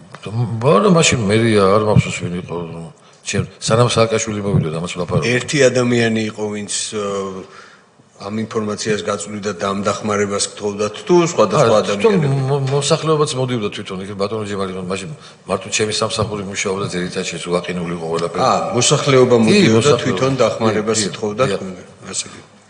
ხო და მოსამართლემ მითხრა რომ თუ წარმოადგენ საიმპერატორული კანონი იყო, რომ რაზე დამაწერეს თანხა გადახდა. გადახდა რომ დავიწყე მომცეს 10 დღის ვადა. ამ 10 დღეში მე დავიწყე, გადახდა და მესამე დღეს დამიბარეს და დამიჭირეს. დამაკავეს პროსურად. ხო და ამის მერე კომისია რა ქვია იმას კერძო ვინც ამოწმებს რა ქვია აუდიტი ხო აუდიტი მოვიდა მაგრამ დაადგინა რომ 37,000-ია სულ ვერ დაწერდა უარსო დარღვევა არაფერი ყოფილიყო. მოსამართლემ მითხრა ამას გადახდა წარმომიდგინე და დარბაზიდან გათავისუფლებ. ველოდებით ჩანიშნულია სასამართლო ადვოკატი მოდის ჩემთან ველოდებით სასამართლოში ვზივარ ადვოკატი აგვიანებს და ბოლო-ბოლო არ ჩამოვიდა ადვოკატი როგორც გავიგე მე ეს ადვოკატი დააშინეს და არ გამოვუშვეს იქიდან რომ სასამართლოზე არ ჩამოსულიყო. და ყველაზე მთავარი კიდევ მე შემდეგ ჩამოსვლაზე უკვე ჩემ ოჯახის წევრებმა წამოიღეს ეს გადახდის ხვითე რომ გადახდილი მქონდა 37,000 და მოსამართლე დგას აი ეს ზუსტად და კითხულობს განაჩენს გამოკითხვები და ამ დროს პროკურორი ზის და არ უსმენს სასამართლო პროცესს ვიღაცას ლაპარაკობს ტელეფონით. ხო და მოსამართლემ დაიწყო განაჩენის გამოცხადება და ერთი აბზაცი ხოდა დარჩენილი შემოწვევდა სპეცნაზი და მოსამართლე გაიყვანეს ხელის კვრით. მოსამართლე ხოცებოდა რომ იქნებ დამაცებოთ ერთი აბზაცი გადამჭი არა ბომბია მაშინ რა ქვია სასამართლოში და უნდა დატოვა დარბაზი. კი მოსამართლე აპირებდა გადაწყვეტილების მიღებას რომ რა კი თქვენ გადაიხადეთ ის თანხა რომელიც კი 300,000 კი არ აღმოჩნდა დარღვევა არამედ 37,000 თქვენ ეს ჩარიცხეთ და მოსამართლე გათავისუფლებდათ და სანამ წარმოთქვა მანამდე ვითომ ბომბი იყო და სპეცრაზმი შემოვიდა და გაიყვანეს ხელის კვრით. ჩაიშალა სხდომა. კი, ბომბიო მაშინ და სასამართლოში. მეორე დღეს ისევ წამოვიყურე სასამართლოზე და მოსამართლე ესე გამიგრძელა ისევ სამთვიანი პატიმრობა. ისე მეცე ხრები. ხრები აიჩიჩ. რა ვქნა, აი მაჩვენა. ბატონი ილია. რამდენიმე კითხვა მაქვს. ამ ქონების გარდა სხვა ქონება ქონდათ? ხო, აი ეს კითხვა არის. სხვათა შორის გორის დილა არის ეგეთი ჩვენი ფეხბურთის სტადიონი, რომელშიც 11 კაცი ვიყავით ხოლმე მოცილე, მაგრამ ფაქტიურად შემოსავალი კი არ ქონდა. ფეხბურთელებს უწევთ ხოლმე თანხას, ხელფასებს რა მაშინ ჭირდა ხოლმე და რო გაიგეს რომ ეგეც მქონდა, ეგეც მამაწერილის ჩავაბარებინეს. ფაქტიურად ხარჯის მეტი არაფერი იყო ის, მაგრამ ეგეც მამაწერილის ხელი. და იყო კიდე მეორე ობიექტი საქონლის ბაზარს ეძახდნენ, რომელიც ეხლაც მიგდებულია და ძალიან შორს არის და არავის არ ჭირდება. მაგაზეც ხელი მამაწერილის ერთ სიხისმე რო გამოვიდი და მომიტანეს და მამაწერი. ამ პერიოდში ეს თქვენი ისტორია რაც მოყევით, შეხება გქონდათ თუ არა საფინანსო ინსტიტუტებთან, ბანკთან, ან ხوار დატვირთეთ რამე ქონება არა, არაფერი მქონდა აბსოლუტურად და აი რომ მოვიდნენ დასაყადებლად რომ მოვიდნენ აღარ დაგჭათ არაფერი დასაყადებლად. ბინაც ხო გითხრა აღარ შემზე აღარ თუ ბინაცაც მართმევდნენ რა უბრალოდ. ერთი იყო რომ იმაზე შეხება მქონდა მაშინ როცა ეს ყველა დამაწერეს კიდე 300,000 მეორედ რომ მე აღარ ვიყავი, მაგაზე მივდიოდი და ვაწუხებდი, მაგრამ აზრი აღარ ქონდა არაფერს. ვის ფლობელობაში გადავიდა მაშინ ხელი რომ მოგახსენებთ. მე მაშინ მე სახელმწიფოს მაჩუქებინეს ნოტარიული აქტით. და მე გაიყიდა და არის ესეთი ოფშორში დარეგისტრირებული ისრაელის კი სახელმწიფომ გაყიდა დი. სხვათა შორის ბატონმა ჯემალ მარას ბრძანა ბრიფინგის ჩატარება რომ არ უნდა გაყიდულიყო ეს შენობა. ამას ჩვენ ხშირად მიმართავდით სახალხო დამცველი მესაკუთრეებთან ერთად ვისაც ართმევდნენ ქონებას ვატარებდით ასეთ ბრიფინგს. ასეთი იყო მაგალითად თბილისში ამ გოგირდის აბანოები, როცა ჩამოართვეს თავის ფლობელებს და ამას ჰქონდა ერთ-ერთი მიზანი, მათ შორის ისიც იყო, რომ თუ კლასიკა გქონდათ რა აჩუქებინებდნენ სახელმწიფოზე, მერე ვითომ გადაყიდეს და კეთილსინდისიერი მყიდველი და კეთილსინდის მყიდველს რო სცოდნოდა, რომ ვერავითარ შემთხვევაში ის ვერ იქნებოდა კეთილსინდისიერი მყიდველი, იმიტომ რომ ეს იყო წართმეული ქონება და რამდენადაც ვიცი თქვენგან ვიცი ეს უკვე დღეს ეს ქონება რაღაცნაირად ისე მერიის ბალანსზე თუ ცდები. ბოლო შეკითხვა ვერ გავიგე ბატონო ზუზანა. ეს ქონება ვის ფლობელობაშია დღეს, ვის ბალანსზეა? ეხლა? დიახ. საკუთრებაში. ეხლა საკუთრებაში მოგითხართ ეს ისრაელი ოფშორში დღეს. დღეს არის გაპარტახებული, დაანგრეული, სხვათა შორის ეხლა არის იმისი, რა ქვია, მერის საკუთრებაში. ის დაანგრეულია რა მოხდა ისეთ თუ საინტერესო იქნება. როცა სააკაშვილი იყო, მაშინ ეს ადგილი უნდათ რაღაც ისტორიულ ძეგლად გამოყენება იქ რაღაც ცხეთაში როა დაუშვათ იქ ტურისტებისთვის. ხო და ამ დროს ისინი გადაიყვანეს ქალაქის იმაში, რა ქვია, გარეუბანში. მოსახლეობა არ გადიოდა, იმიტომ რომ ძალიან შორს იყო იქ, არავინ არ წავიდოდა და მოხდა ესეთი ფაქტი, რა ეს ჭორის დონეზე ვიცით, ფაქტებით არა, მაგრამ რომ დაანგრიეს, ჩამოანგრიეს პენკელები, ძელი სიმყარებზე დიდი კონსტრუქცია და ახლა დაინგრა ბოლო-ბოლო გამოვიდნენ იქიდან და გადავიდნენ იმ მხარეს. იმის მერე დგას ეს ობიექტი და როგორ ეცე ნაგვის ბუდე, დაანგრეული, მინგრეული საშინელ მდგომარეობაში. ისე რომ ეს ფაქტიურად მე როგორღაც რა მოხდა, არ ვიცი, რანაირად მოხდა, დღეს სექტუში შეიძლება შეხვიდეთ ნახოთ, მერის ბალანსზე არის სექტუში. ერთს დავაზუსტებ, კიდევ თქვენ ახსენეთ გორის დილის სტადიონი, იყავით რამდენიმე პარტნიორი.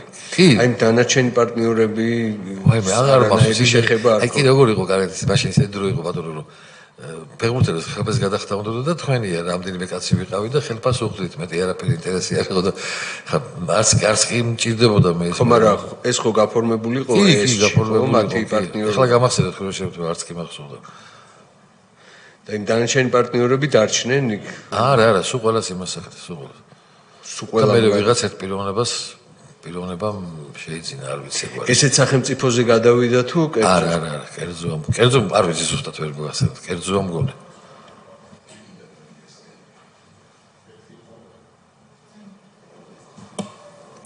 თქვენ ბრძანეთ რომ აი ძველი ორთაჭალის ციხე მეხუთე საჟილ აღსრულების დაწესებულება.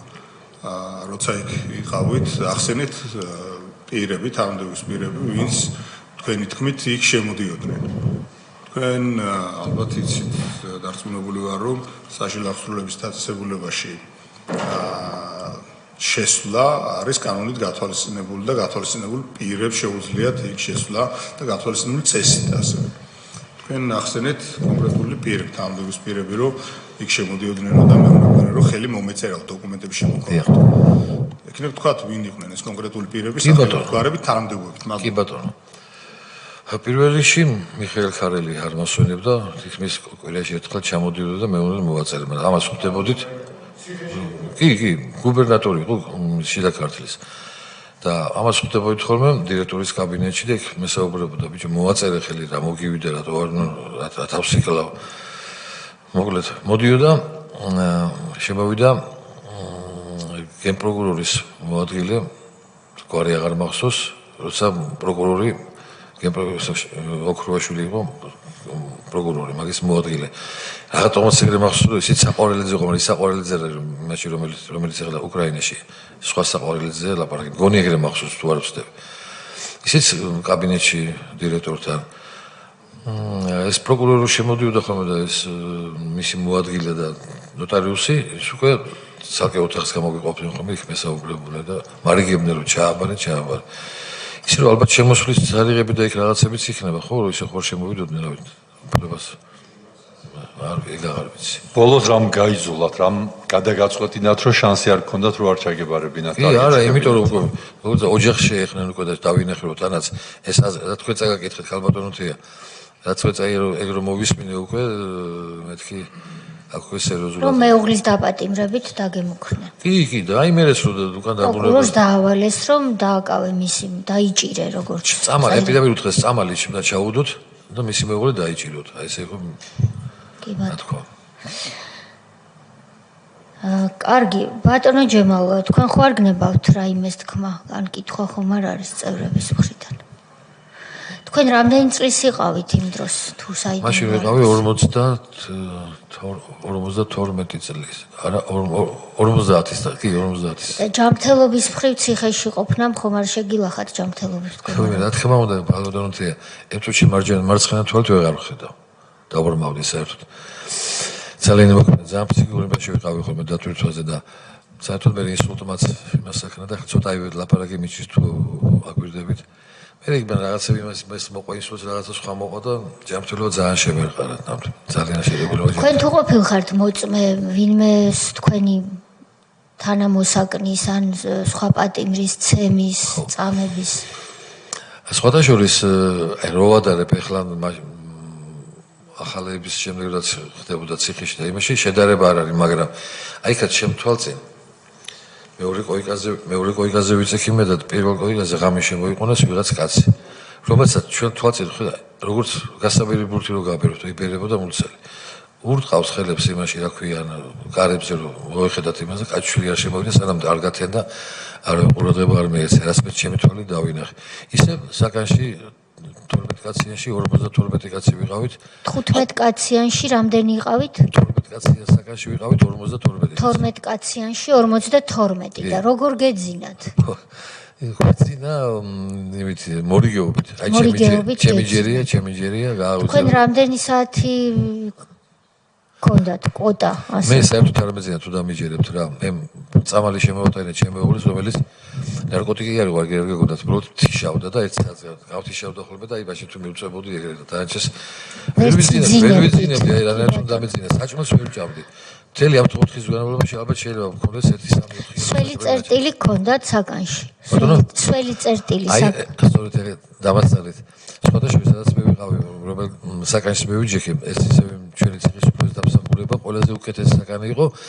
ამ 52 კაცი რო ვიყავით, რომელშიც სველი წერტილი იყო და მაღლა ამ ტუალეტის მაღლა იყო ხოლმე კასრი პლასმასსაც იდებოდა ხოლმე ის რა ქვია კეპიცელეს რო ეძახი და თუ სხვაგან მე ხლა შესული ვარ იქადვე და დამიძახებდნენ ხოლმე იქ ვიღაც შავი სამყარო გაბიყვანა ეგრე იქ იყო საშინელება რა ვიცი ქეყარა ყველაფერი სუჩან და ვიმე საშინელება რასა ეს სველი წერტილი რით ფარდით იყო გამოყოფილი თუ კედლით? არა ეს იყო აი საცა მე ვიყავი რომელი კამერას იყო ის იყო ნორმალური შედარებით რა იმიტომ რომ შავი სამყაროს წარმომადგენლები იყვნენ აბარატო არა მე სადაც გადამიყვანეს მე ვიცი რომ არავის უთქვია მაგრამ ისე დირექციის დამსახურება იყო რომ ნორმალურ პირობებში მეცხოვრე შედარებით თორე ის სხვაგან ხო გამიგიეთ ვიღაცას გაუყვანება იქ საქმების გარჩევა და უწყიათ ციხეში აი შენ რატო ესე შვები რატო არა პარებ და როგორ იმაშვები იქი დამინეხია უკვე რომ იმ კამერაში ცუდად უარესი პირობები იყო და თქვენ ნორმალურ პირობებს ეძახით რომ არ ცემდნენ რიგრიგობით გეძინათ 12 კაციან საკანში 52 კაცს და წლის გადავლების საშუალება იყო დიახ და სხვათა შორის ერთხელ მოგვიწია გასეირნებაზე გაყვანა ერთხელ რამდენ ხანში ერთხელ ამ 4 თვეში ერთხელ რაც ვიყავი ერთხელ მოგვიწია გასეირნება და ცუდად გავხდით პატიმრები იმიტომ რომ ისე ვიყავით შეეულები ამ იმას უჰაერობას აი ხო ხვდები და ჰაერზე რო გამოვიდით ვეხოცებოდი დაგვებრუნეთ უგანო რა კი ბატონო ხო სხვათა შორის მე იმ ბიჭებს შევხვდით რა რო ეძახით იმ მაგარ ბიჭებს გარე და უთხრა რას მერჩევდით მეთქი მე უთხრა ვინ ბიჭებს გულისხმობთ აი შავი სამყაროდან ვიცი სახელი გვარები რა ზოგი კაპელის მაყურებელი იყო ზოგი ვითო რა იყო მე ხوار ვიცნობდი ხო და რას მერჩევდით ხო და ჩემალი რა უკვე ჩვენ არაფერშუაში რა ვართ კარცერიდან თავს არ გამოგვაყოფინებდნენ როგორ არ მოქცეულიყავით შენ ნუ შესაძლოა ვიკეთებდნენ როგორ მე იქნება მეწერა ხელი რა აღარ მეზავწრულ მანდე ამ რაღაცებზე ხო რო გეკითხა შავი სამყარო ჩვენო გავანადგურეთო და მე ბატონ ჯემალწლაურს ჩაგრავდნენ საკანში ეს ჯერ 2004 წელია თუმცა შემდეგ წლებშიც აი თითქოს ძალიან რო ებრძოდნენ შავ სამყაროს მაშინაც ზუსტად იგივე იყო მათი ხელმძღვანელობა მათი ხელით ძალიან ხშირ შემთხვევაში და ტერორი ჰქონდათ სხვა პატიმრებზე გამოცხადებული.